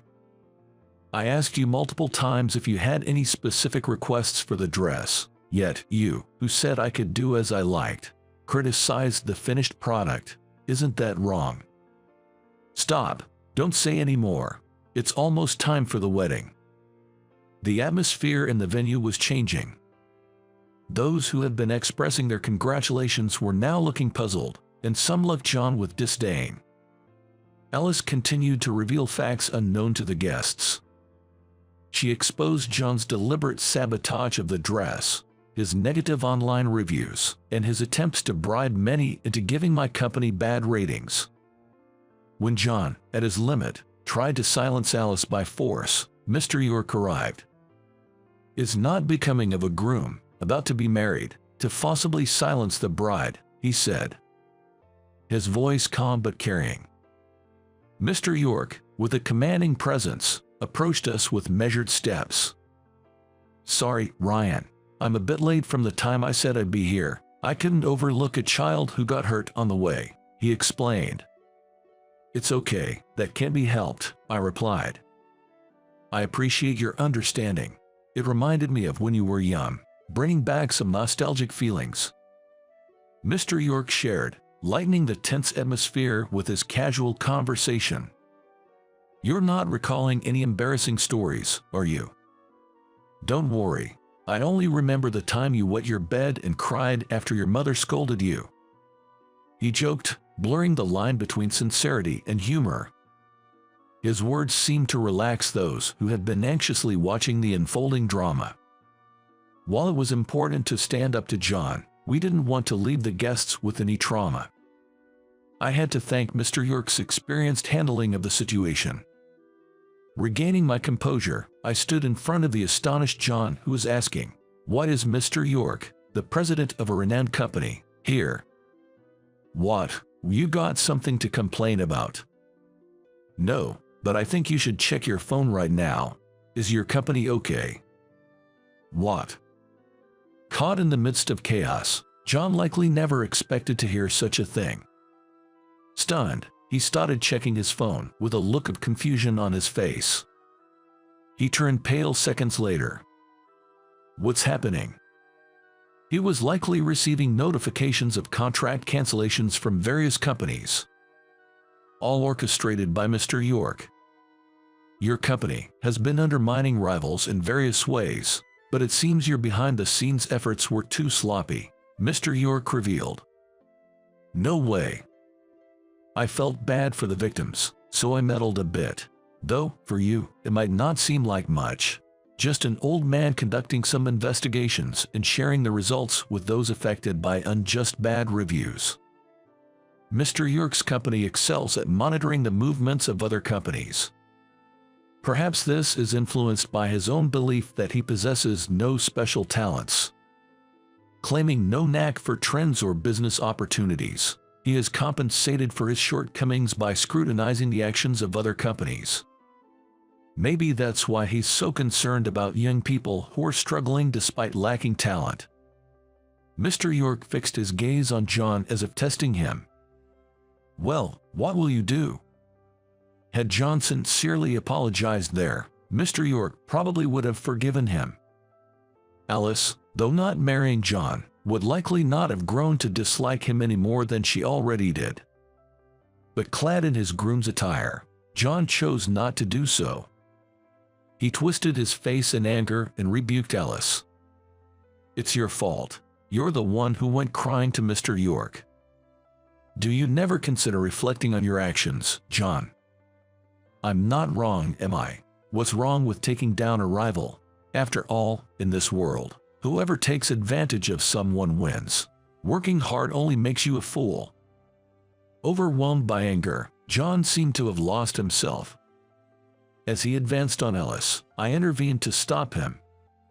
"I shouldn't have engaged myself to someone like you." "How can you say that? Don't you love Alice?" "Love her? If I knew she was such a nasty person, I wouldn't have dated her." His abusive words were unbearable. I didn't want to leave him there any longer.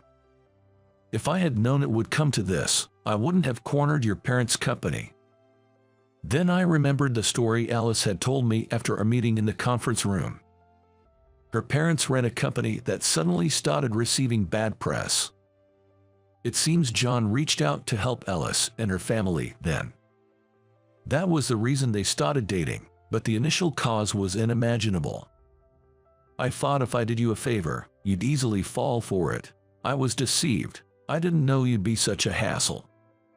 I couldn't stand to listen any longer. I grabbed John's hand, trying to drag him out of the venue. "Don't hurt her anymore. The situation you're in isn't anyone else's fault but your own doing." John resisted, trying not to be thrown out, but then Mr. York roared, "Enough with the poor Grace." A loud voice that seemed to come from his gut made the air tremble. The voice echoed throughout the venue, making even someone who hadn't done anything wrong like me want to shrink away. "If you can't admit your own mistakes and blame others, you can dream on about growing. Go back to the start and come back again." Having never been yelled at in his life, John sat down with a pathetic heap in a daze. With his courage gone, he crawled out of the venue. Afterward, John broke off his engagement with Alice. The last time Alice was seen, she looked haggard from dealing with her company's bad reputation. It seems the wedding incident had long-lasting effects, and a year later, John's company went bankrupt. Having lost his job, he moved back to his rural hometown and rarely went outside. Rumor has it, he spends his days feeling small and insignificant. Meanwhile, We began trading with Mr. Yerk's company. We were able to offer even higher quality dresses. With more work coming in, we became busy again but managed to get by with new hires. Alice, carrying a big trauma from her relationship with John, gradually started to regain her energy. Lately, she's been showing more smiles, and it seems like her heart's wounds might fully heal sooner rather than later. If she decides to have a wedding, I'd like to make her dress. Assuming she agrees. If I said I was your first love, would you date me? What? Just kidding. Please continue to support me.